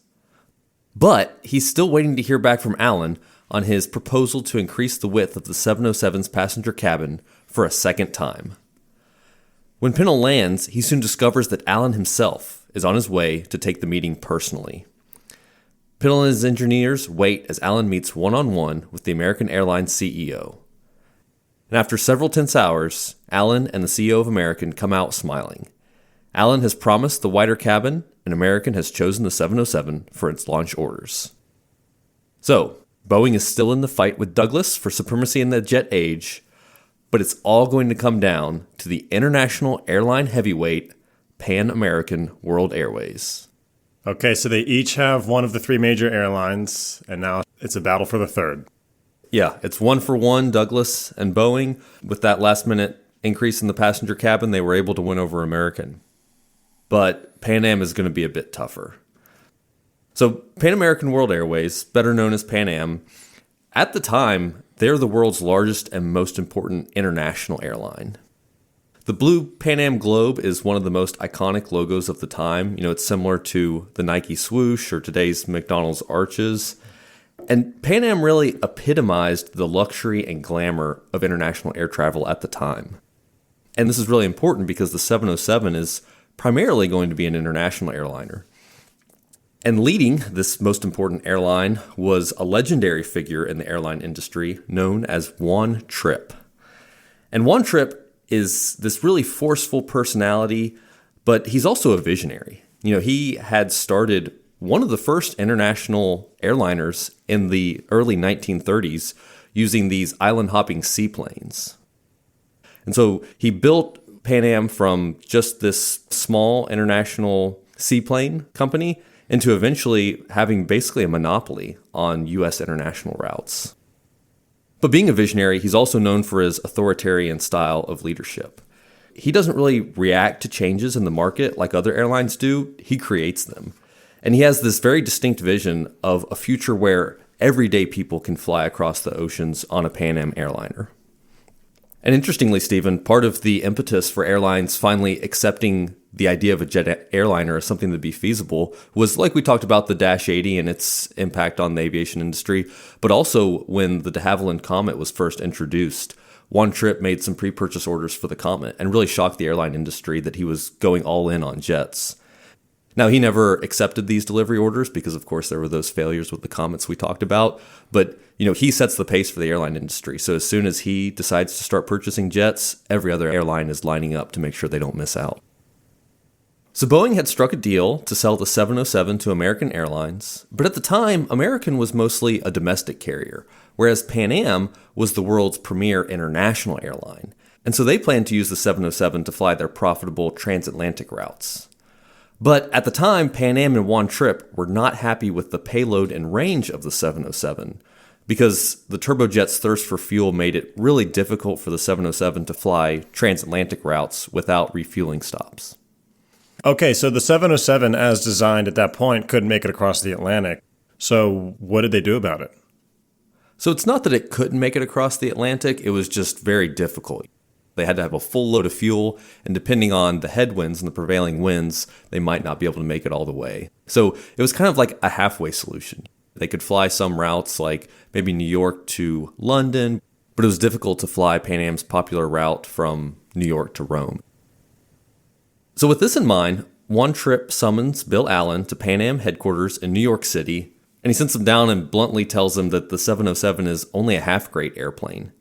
And Tripp said, "We'll buy 25 DC-8s and only 21 707s because the Douglas aircraft just had better range and passenger payload." Reading between the lines, what's really happening here is this is the legendary negotiator of One Trip coming out. And he's basically playing Douglas and Boeing off of each other to try and get the best deal for his airline. Oh, So he's telling Douglas similar things Yeah. that, maybe I'll actually buy more 707s than DC-8s. And so he's playing them back and forth. Because at this time, One Trip and Pan Am are kind of like Apple is today, in that they have such large market share and they're such a large customer that they can really kind of force their suppliers to meet whatever their needs are. But Allen knows that ultimately he's going to buy whatever the best airplane is for his company. So Allen meets with his engineers and explains the requirements for a transatlantic modification to the 707 to fly these popular Pan American routes. And his engineers tell him that the only way to meet Tripp's strict performance requirements is to redesign the entire wing to make it larger. And that's to fit more fuel, I would imagine. To fit more fuel, but also to give it better performance characteristics of increased range and that sort of thing. Oh, okay. Got it. Got it. But it's obviously a significant undertaking because, next to the fuselage, the wing is one of the most critical parts of the airplane. It requires a lot of design time, critically a lot of wind tunnel time. Wow. Okay. So they've already redesigned the fuselage, and now they're going to do the wing as well now. This is starting to feel like an entirely new airplane. Yeah, but at this point, Bill Allen doesn't even hesitate because for him, Pan Am's business is too important. Douglas got United's orders, Boeing has Americans, and Pan Am is the tiebreaker here. So Bill Allen doubles down and he tells Tripp that Boeing will not only match the DC-8's range and payload, it will beat them. So he goes back to Seattle and orders his engineers to begin work on designing an entirely new wing for the 707. And the engineers work in the wind tunnel 24/7 in 3 8-hour shifts for 6 weeks straight to design this entirely new wing and meet Pan Am's strict deadline. But when Douglas gets wind of this, they fire back by adding the new Pratt & Whitney JT4 turbojet engines to the DC-8. Basically, this is the next generation of the turbojet engines, and these offer a substantial performance upgrade and give the DC-8 better performance all around than even the newly upgraded 707 with the better wing. But Bill Allen doesn't miss a beat. At this time, he's fully committed to beating out Douglas, and he immediately also adds these new engines to the 707. So both planes are using the exact same engine. Yeah, so both planes have the exact same engines, but Boeing has this new and improved wing that their engineers have been sweating over in the wind tunnel.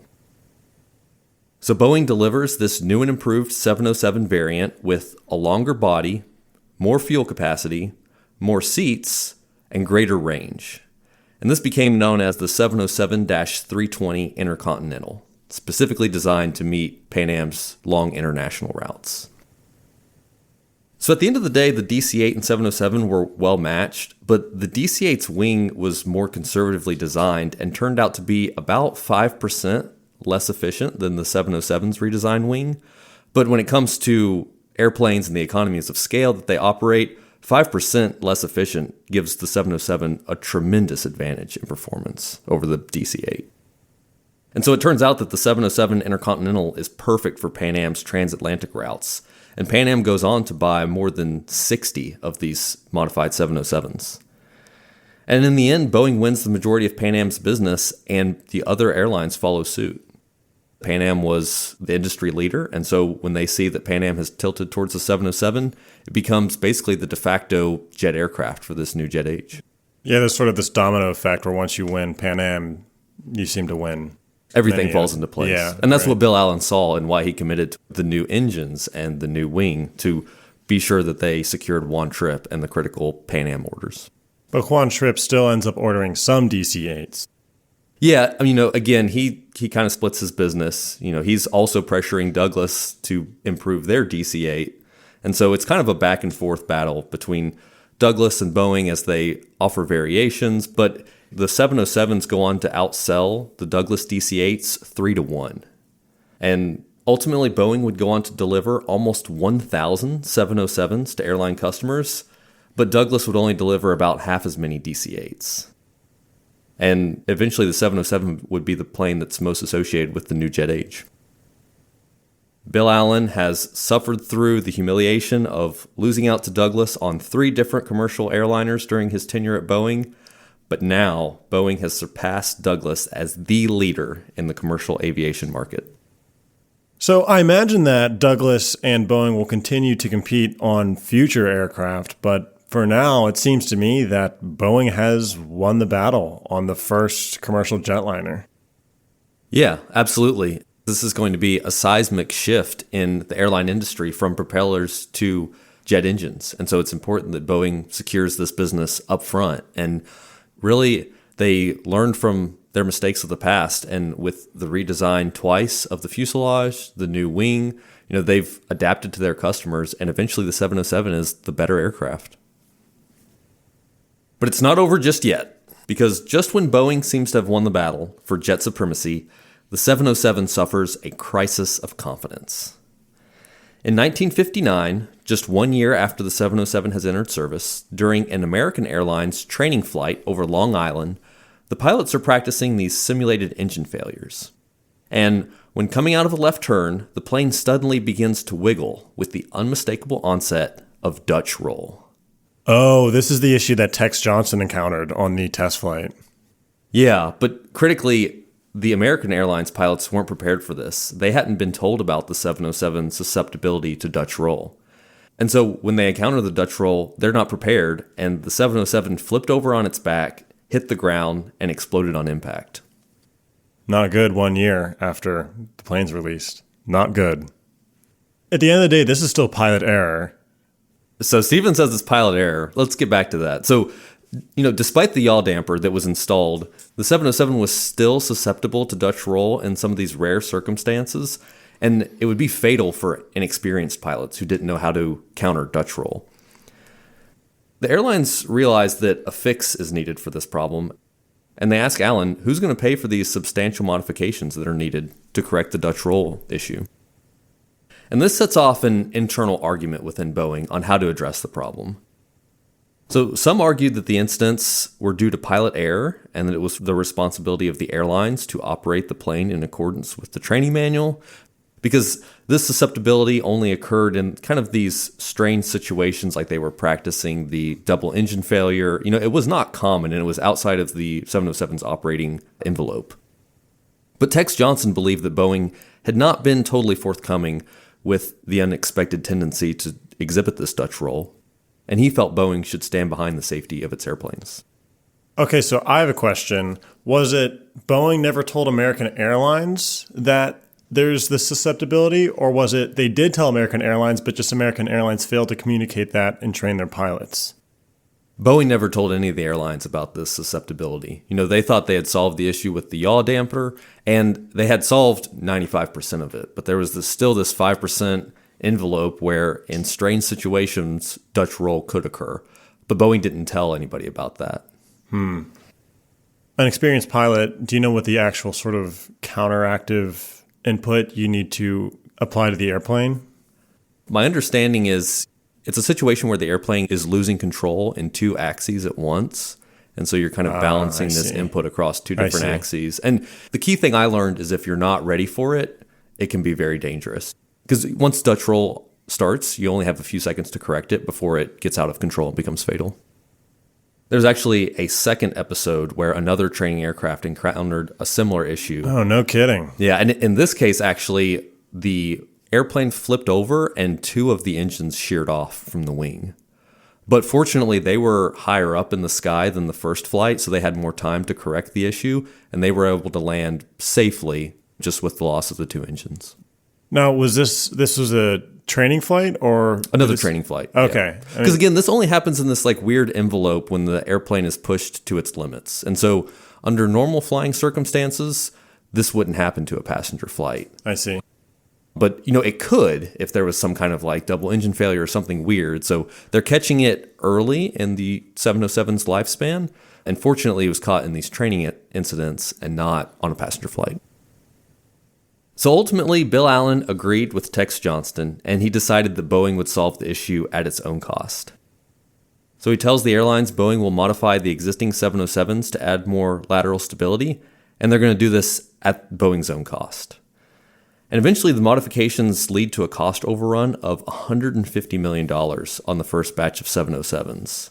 But it ends the accidents, and fortunately, Dutch roll never jeopardized any 707 on a commercial flight. So for me, Stephen, this is a critical episode here because paying for the modifications to solve this Dutch roll issue shows that Allen has finally transformed Boeing's culture from this snobbish group of engineers who are focused on military aircraft and think they can tell the airlines what kind of plane they need, to a more customer-centric company that can work with the airlines and ultimately take responsibility for the design.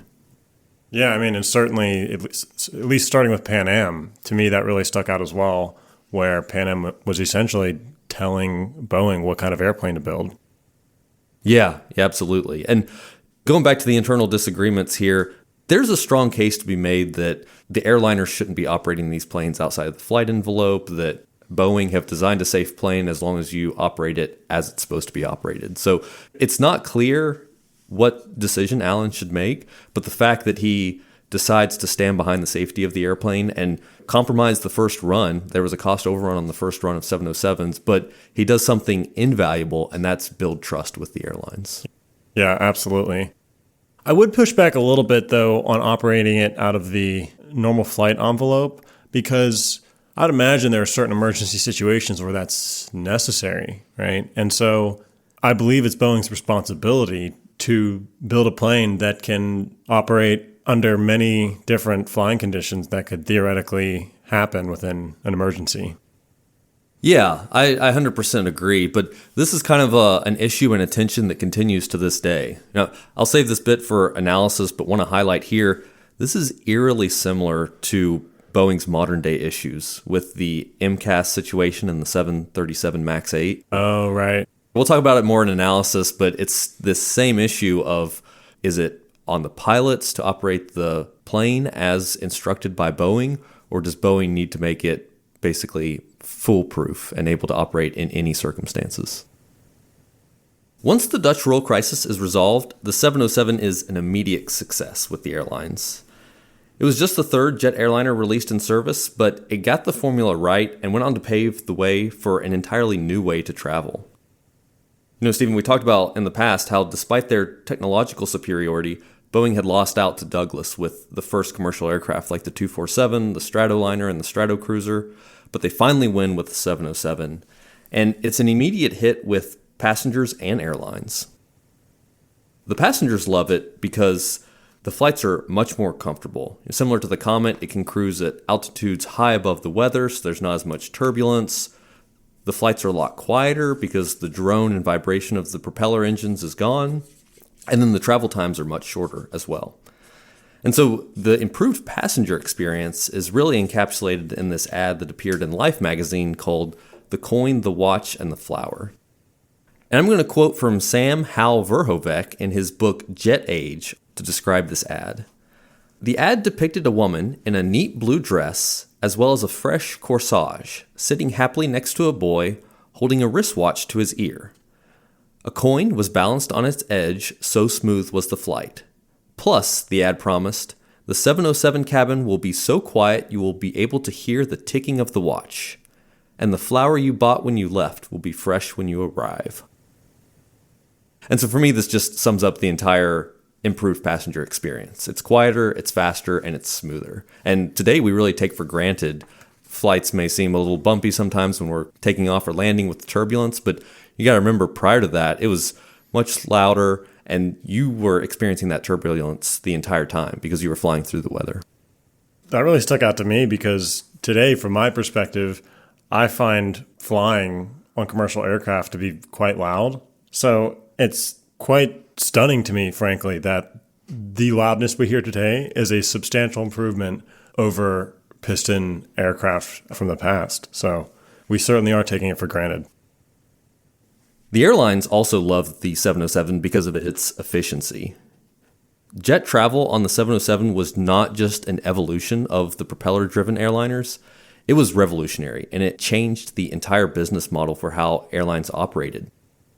The increased speed and passenger payload of jets like the 707 created a 4 to 5x increase in per-plane productivity over propeller airliners.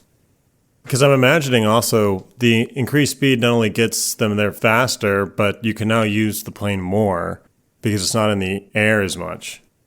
Absolutely. And just to put some numbers to that idea, in 1954, Pan Am used 147 propeller aircraft to fly 1.8 million passengers across the Atlantic.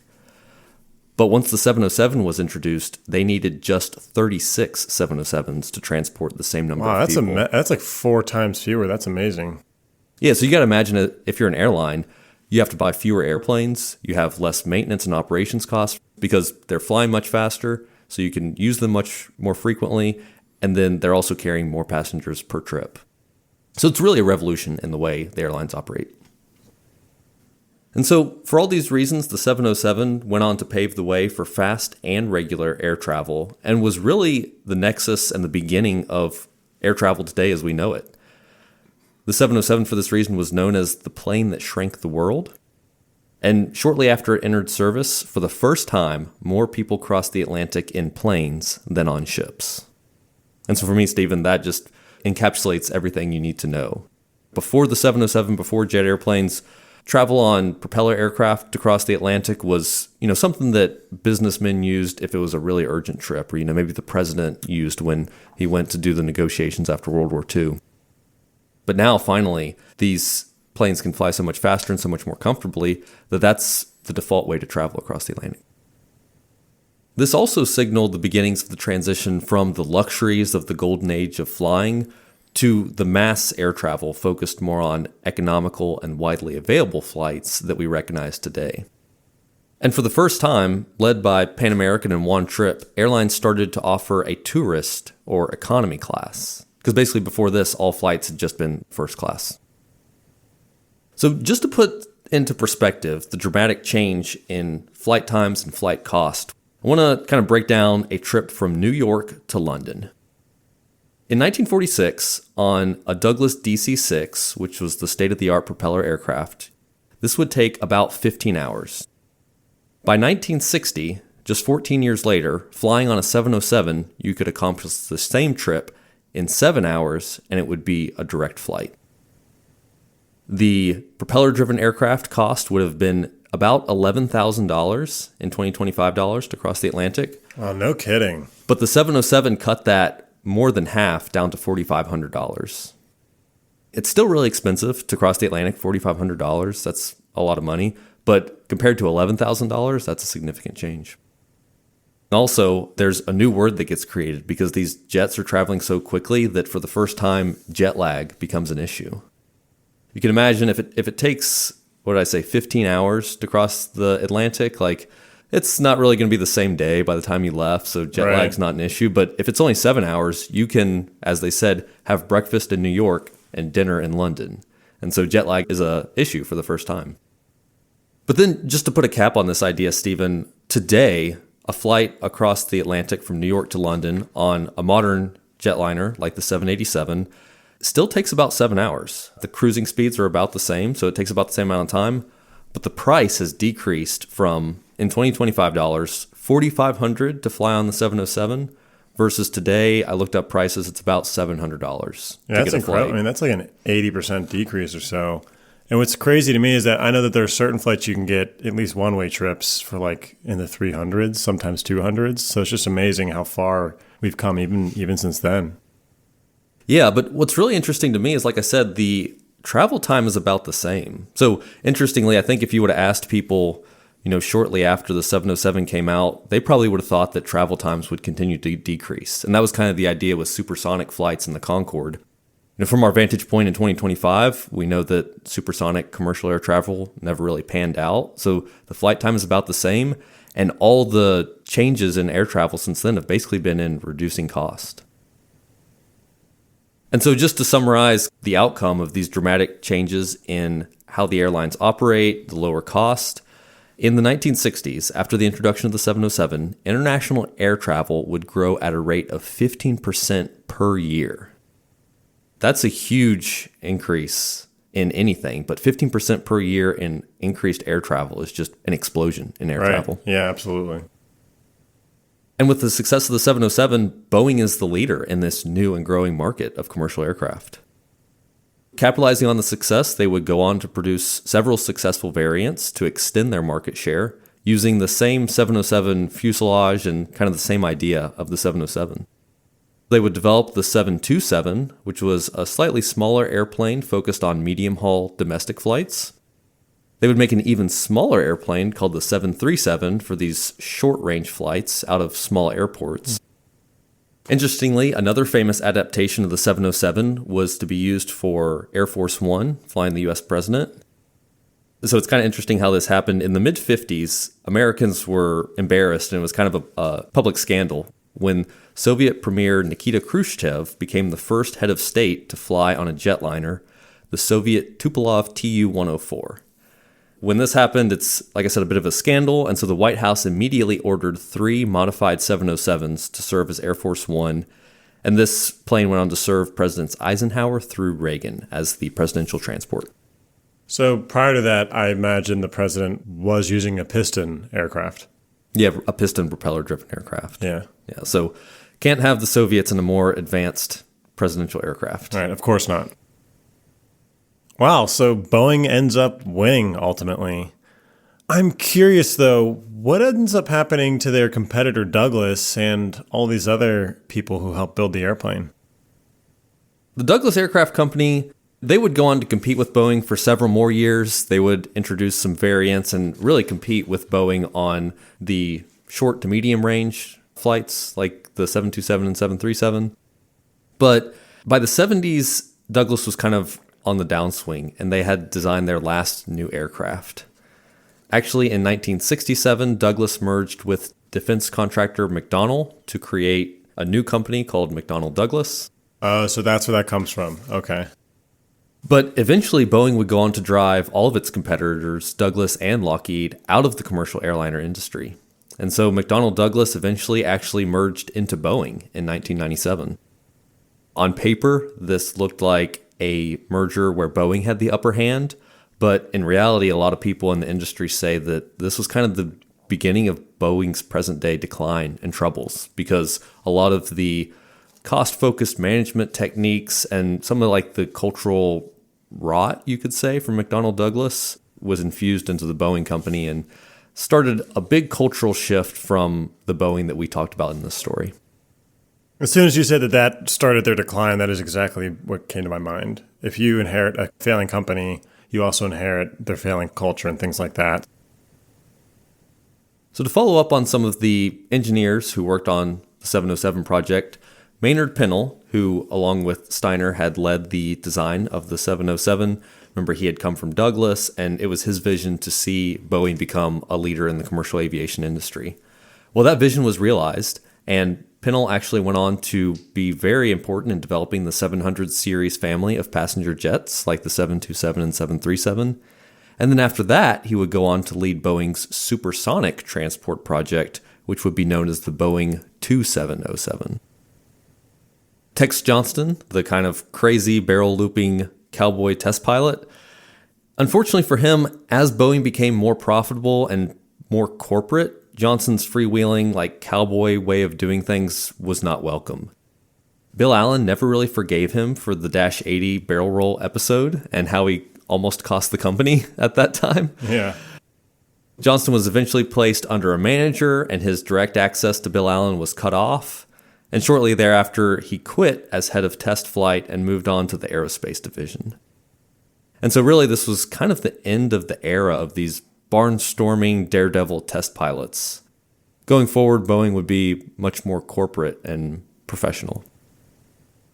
And for our hero of the story, Bill Allen, he got to see his risky bet on the Dash 80 paid off, And finally, after years of suffering under Douglas as the leader of the commercial airline industry, he got to see Boeing overtake Douglas for the dominance of the airline's business.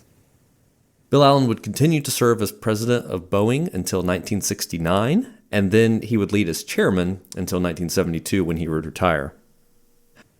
It's hard to underestimate Bill Allen's impact on Boeing, but to try and sum it up, during his tenure, he increased Boeing's valuation from just $14 million to $3.3 billion. That's incredible. That's over, 200x? Yeah, he drove a massive amount of value. And he wasn't even done with the 707. Because in the late 50s, after the incredible success of the 707, Allen is already looking to the future and another gamble that would cement Boeing's status as the world's premier commercial aircraft manufacturer. So despite the success of the 707, international air travel still remained primarily a luxury for these wealthy businessmen, celebrities, and politicians. With the introduction of jet aircraft, wealthy travelers became known as the jet set, and they were photographed flying in these designer clothes, still sipping their glasses of champagne on their way to exotic playground destinations like Rome or Rio de Janeiro. But for the average person, crossing the Atlantic by air was still only a dream. Even as the 707 was shrinking the world, Bill Allen and Pan Am president Juan Trippe were already making plans for their final act, an airliner more than 2.5 times the size of the 707 that would finally bring the dream of quick and safe air travel to the masses.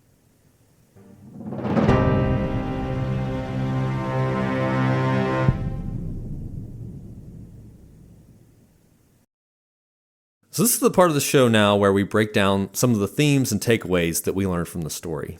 And to start us off, Stephen, I wanted to kind of explore this idea of what led to Boeing's success in the jet age when they had failed 3 times before in the propeller age to be successful with commercial aircraft.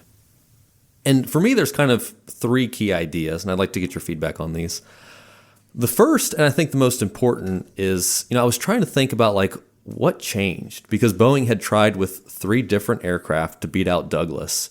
They'd all been failures. And then what changed? So kind of the easy answer would be to there was this new jet engine technology, and Boeing was more technologically advanced, and that's how they were able to win out. But I don't think that tells the full story, because even in their failures, Boeing had been more technologically advanced. The 247 was one of the first all-metal airplanes with a mono-wing design. They had the first pressurized airliner, but they still lost out to Douglas. So I don't think it's just technology. I think the key difference here was leadership, and I think it was Bill Allen. And specifically, I think Bill Allen saw the potential for jet airliners. He took that flight on the XB-47. He saw for himself. And he had this vision, and he gambled on it. He committed the company to it, and he was, most importantly, willing to change the company's culture to adapt to the evolving aviation market. Yeah, and I would also add to that by saying Boeing was originally a company where they just sort of built their own products and expected customers to like them. But it seemed for the 707 was the first time where they kind of pivoted to listening to customers. All the airlines wanted a wider fuselage, and then at least Pan Am wanted more range. And so, it just struck me as the first time Boeing started listening to customers, and that was a direct result of this culture change that Bill Allen initiated. Yeah, absolutely. And, he not only drove this culture change by supporting some of the visionaries in the company like Maynard Pennell, who had this customer-centric idea, but also he backed it up with his decisions. So, it's one thing to enforce a culture change just with words and tell people this is how we're going to do things. But for me, what really stuck out with Bill Allen is when all the chips were down and he had to, spend all this money to redesign the fuselage, or he had to spend all this money to redesign a new wing, or to take accountability for the Dutch roll incident. He ultimately chose to go with the customer-centric approach and to push back on some of the more senior engineers in the company. Yeah, I absolutely agree. The other variable in their success, I think, is important too, is their commitment to R&D and safety. They continue to be an industry leader in research and design, with the swept wing design, the potted jet engines. They had been great at this before, but they continued into the jet age. And so, it's difficult for a technology company to always be hitting that next technological wave.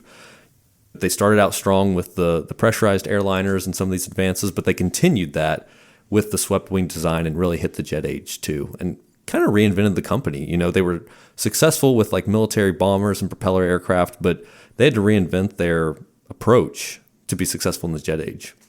Yeah, and it seems that their safety record showed that. I mean, certainly at least compared to the Comet, the 707 was tremendously more safe. Yeah. And, it's not easy to draw a one-to-one line from, where's investment in R&D actually going to benefit us? Because nobody could have planned for the issues with the Comet and the pressurization issues that created the fatigue stresses. But Boeing was able to succeed there just because they had done all this research and were able to unmask some of those surprise variables. And then finally, for me, I think it's difficult to measure this factor, but I think the rivalry with Douglas did play a little bit into Boeing's success. Yeah, and I mean, that kind of takes me back to what happened with United, where DC had already gotten United on board, and that sort of competition that resulted in a better airplane. The market pressure that's created by having a rival there just ultimately results in a better product. Yeah, and I think it's kind of interesting to apply that to today. So, what sticks out to me is looking at the landscape of aircraft manufacturers today, there's basically just Boeing and Airbus who produce commercial jets. So it's like a duopoly, basically. But back in this time period, there were a lot of companies that make commercial jets. Just in the U.S., there was Boeing, Lockheed, and Douglas. And then there was also de Havilland and other companies around the world. So there was much more competition. And so I think probably better for the airliners, because just like One Trip did, he kind of played these airliners off of each other to get the plane that he wanted. I think less of that today, since there's only two major manufacturers. What do you think, Stephen? Anything else you think contributed to Boeing's success when they had failed so many times before? To me, the culture shift to them being more customer-centric is arguably the fundamental thing that changed here. Because, imagine if they were still stubborn and they ship a plane that's 5 abreast and can't reliably make it across the Atlantic. I think the DC-8 wins here. Also, I guess, to your point, the bold decision-making of Bill Allen and his sort of strong leadership, and ultimately a CEO who was willing to touch grass and, literally sat on the XB-47 and experienced it for himself. Another more broad lesson that I drew from this, and we talked about it a little bit during the story, but it's really fascinating to me here, the tension between creating something new that no customer has asked for, and then listening to your customers to iterate and improve on your product. So like we mentioned earlier, there's kind of two approaches you can take. There's the Steve Jobs iPhone approach of, we're not going to create what our customers ask for. We're going to create something that they didn't even know they wanted. And for me, that's kind of like Boeing with the jet airliner. When Allen commissioned this prototype, the Dash 80, the Comet had just had these spectacular failures, and there wasn't really much demand at all or any customers for jet airliners, but they built one anyways. But then the caveat to that too is you can't just be kind of arrogant and say, well, we're going to build what the customers don't even know they need. They don't know what they want. Once you have that initial idea, you need to continue to iterate to get customer feedback, because in addition to releasing the first jet airliner, Boeing also worked with their customers to do things like widen the cabin, improve the range by creating a larger wing. So to me, it's this really interesting interplay between when do you create something that nobody has asked for versus when do you try to optimize and solicit customer feedback to improve a design that you already have. Yeah, that's really interesting. You just kind of saying that makes me think maybe some pseudo-optimal approach to just product design in general is that you first need to take that bold first step to invent a product that nobody asked for, but then you immediately follow that up with customer feedback. So maybe that's like a general framework that can make a product successful, and it seems that Boeing certainly did that here. So, Will, another idea that I thought was interesting from this story is sort of when do you want to build a product from scratch versus building on top of something that already exists? There's a sort of tension between the two, because if you build something completely from scratch, you can spend a lot of cycles sort of reinventing the wheel. But if you build on top of something that already exists, you might save some of those cycles of reinventing the wheel, but you're also marrying yourself to sort of legacy techniques or product features that are no longer relevant in the new product that you're kind of shipping. And I feel like we kind of saw that here with the 707. Yeah, so what this reminds me of the story is Boeing's approach before the 707 was basically to adapt these military aircraft into commercial aircraft. And so, like with I believe it was the Stratoliner, it was just adapted from the B-17. The Stratocruiser was adapted from the B-29, I think. So, it makes a lot of sense from a business perspective that, hey, we already have this military airplane. It's been kind of subsidized by the government and, that they got funding from the military to initiate the project. And so it's a lot easier to kick off a commercial plane if it's just a derivative of the military aircraft. But kind of to your point, you keep those gremlins or problems or, you're trying to fit a square product into a round hole. Yeah, definitely.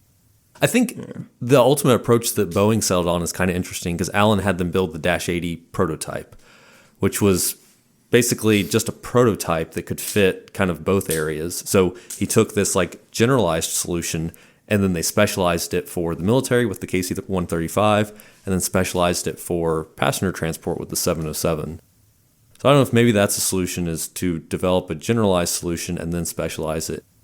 It seems what you're kind of saying here is with this tension of building on a legacy platform versus starting from scratch, one sort of optimal way of doing this of sorts is to build a generalized platform and then take opinionated stances on various specialized uses of that platform, whether it be military, tanker aircraft, or a commercial jet passenger aircraft. I think at the end of the day here, the sort of takeaway here is don't try to build a commercial passenger jet on top of a military bomber, but maybe it's okay to build a military bomber and a commercial jet on just a generalized platform. Yeah, I'd agree with that. Yeah. Another idea I got from this story, and it really stuck out to me because anyone who listens to the episode about the Empire State Building, we also discussed this, and it's this idea that selling your vision or your product is just as important as selling the idea or the product itself.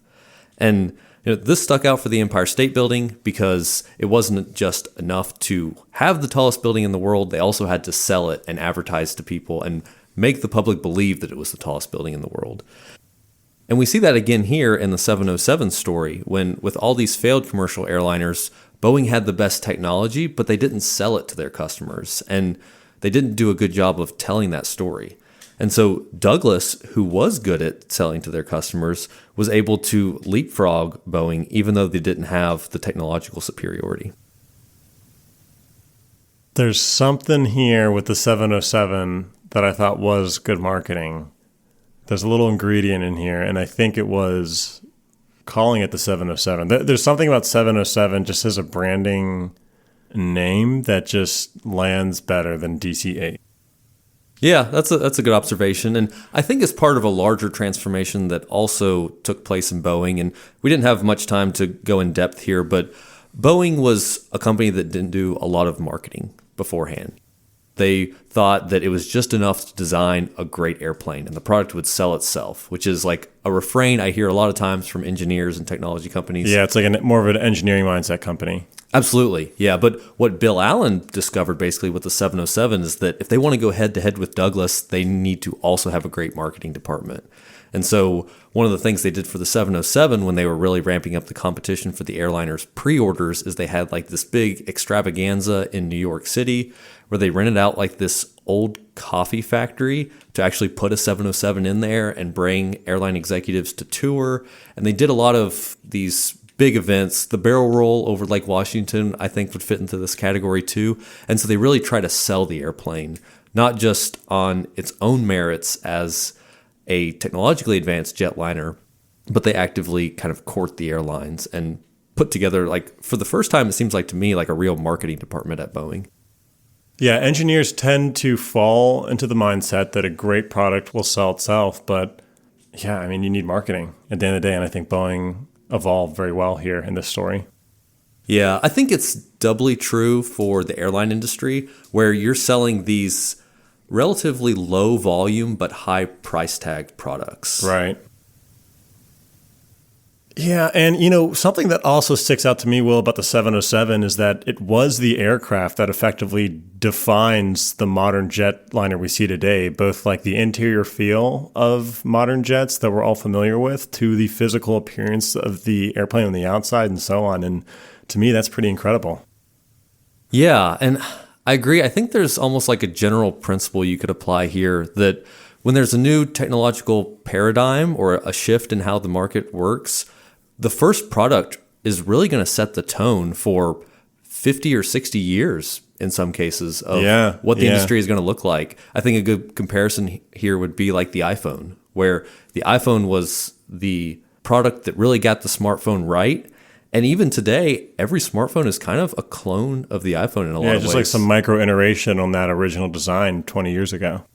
Yeah, it set the design and like the overall idea for this entire smartphone paradigm. So it's really interesting to me because I think with the iPhone and also with the 707, you can go to like these simple decisions made by just a few engineers that had an outsized impact just because it was the first jet airliner. They were doing something that had never been done before.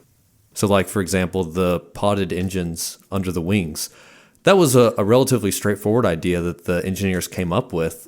But at the time, they didn't know that all commercial airlines, basically to this day, have podded jet engines under the wing.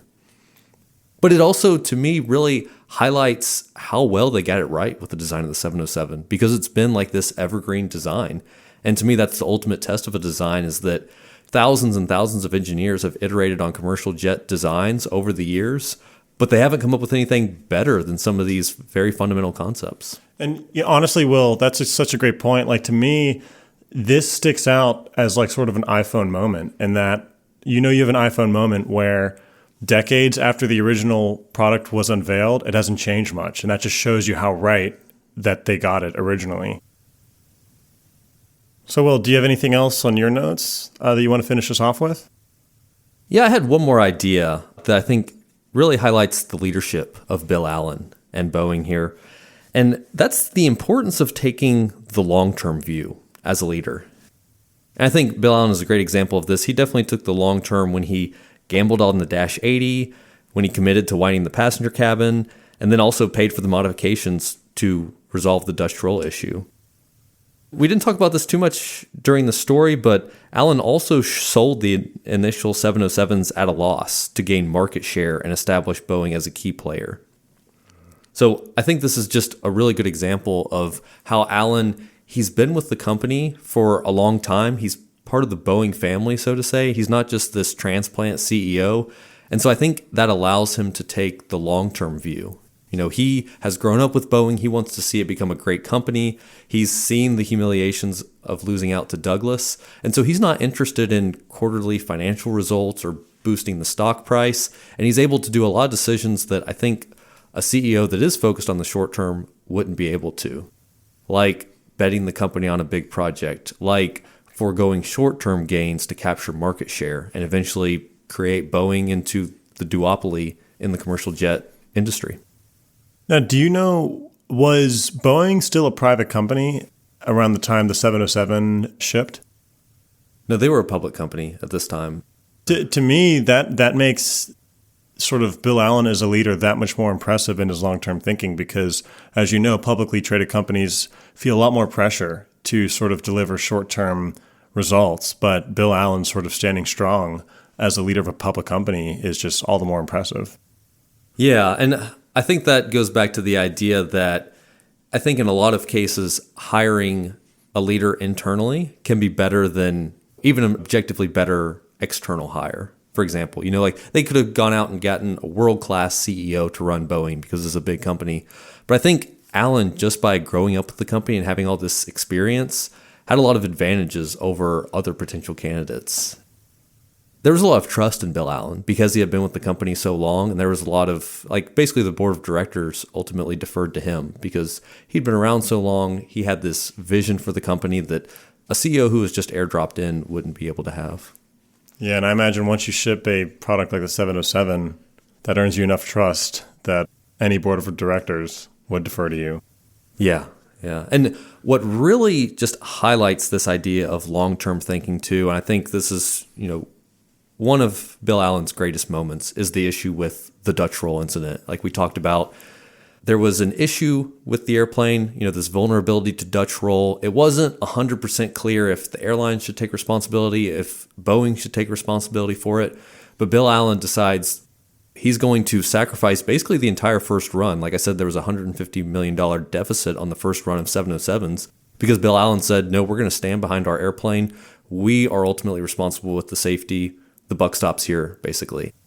And that's a really long-term view because, he made up for it on the back end with more Boeing sales. But if he had deferred and said, no, actually, we really need to pump our stock price this quarter, so we're not going to accept a loss here, that would have been a short-term gain, but they could have really lost out on dominance of the commercial airline market.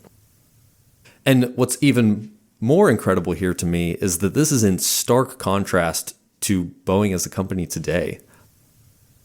So I wanted to bring in the recent issues at Boeing with the 737 MAX 8 and the MCAS system. Just a little bit of background. So MCAS stands for Maneuverability Characteristics Augmentation System. And it's kind of eerily similar to the Dutch roll incident. Basically, this new generation of 737 called the MAX 8, it had this system on board called MCAS that was supposed to correct this tendency for the airplane to pitch up in certain situations. But similar to Dutch roll and the yaw dampener, Boeing didn't tell pilots that this system was on board the plane. In this case, they were concerned about reducing the amount of new training that pilots would need, so they kind of covered it up and left it out a bit. But then, unfortunately, it was passenger flights that this vulnerability came to the surface, and a couple of flights crashed because the MCAS system fired incorrectly and drove the nose of the airplane into the ground. But in stark contrast to Bill Allen, Boeing did the exact opposite. They pushed back and said, the pilots should know what to do. It's in the manual. They just need to take this procedure. It's not Boeing's fault. We're not going to change anything, etc.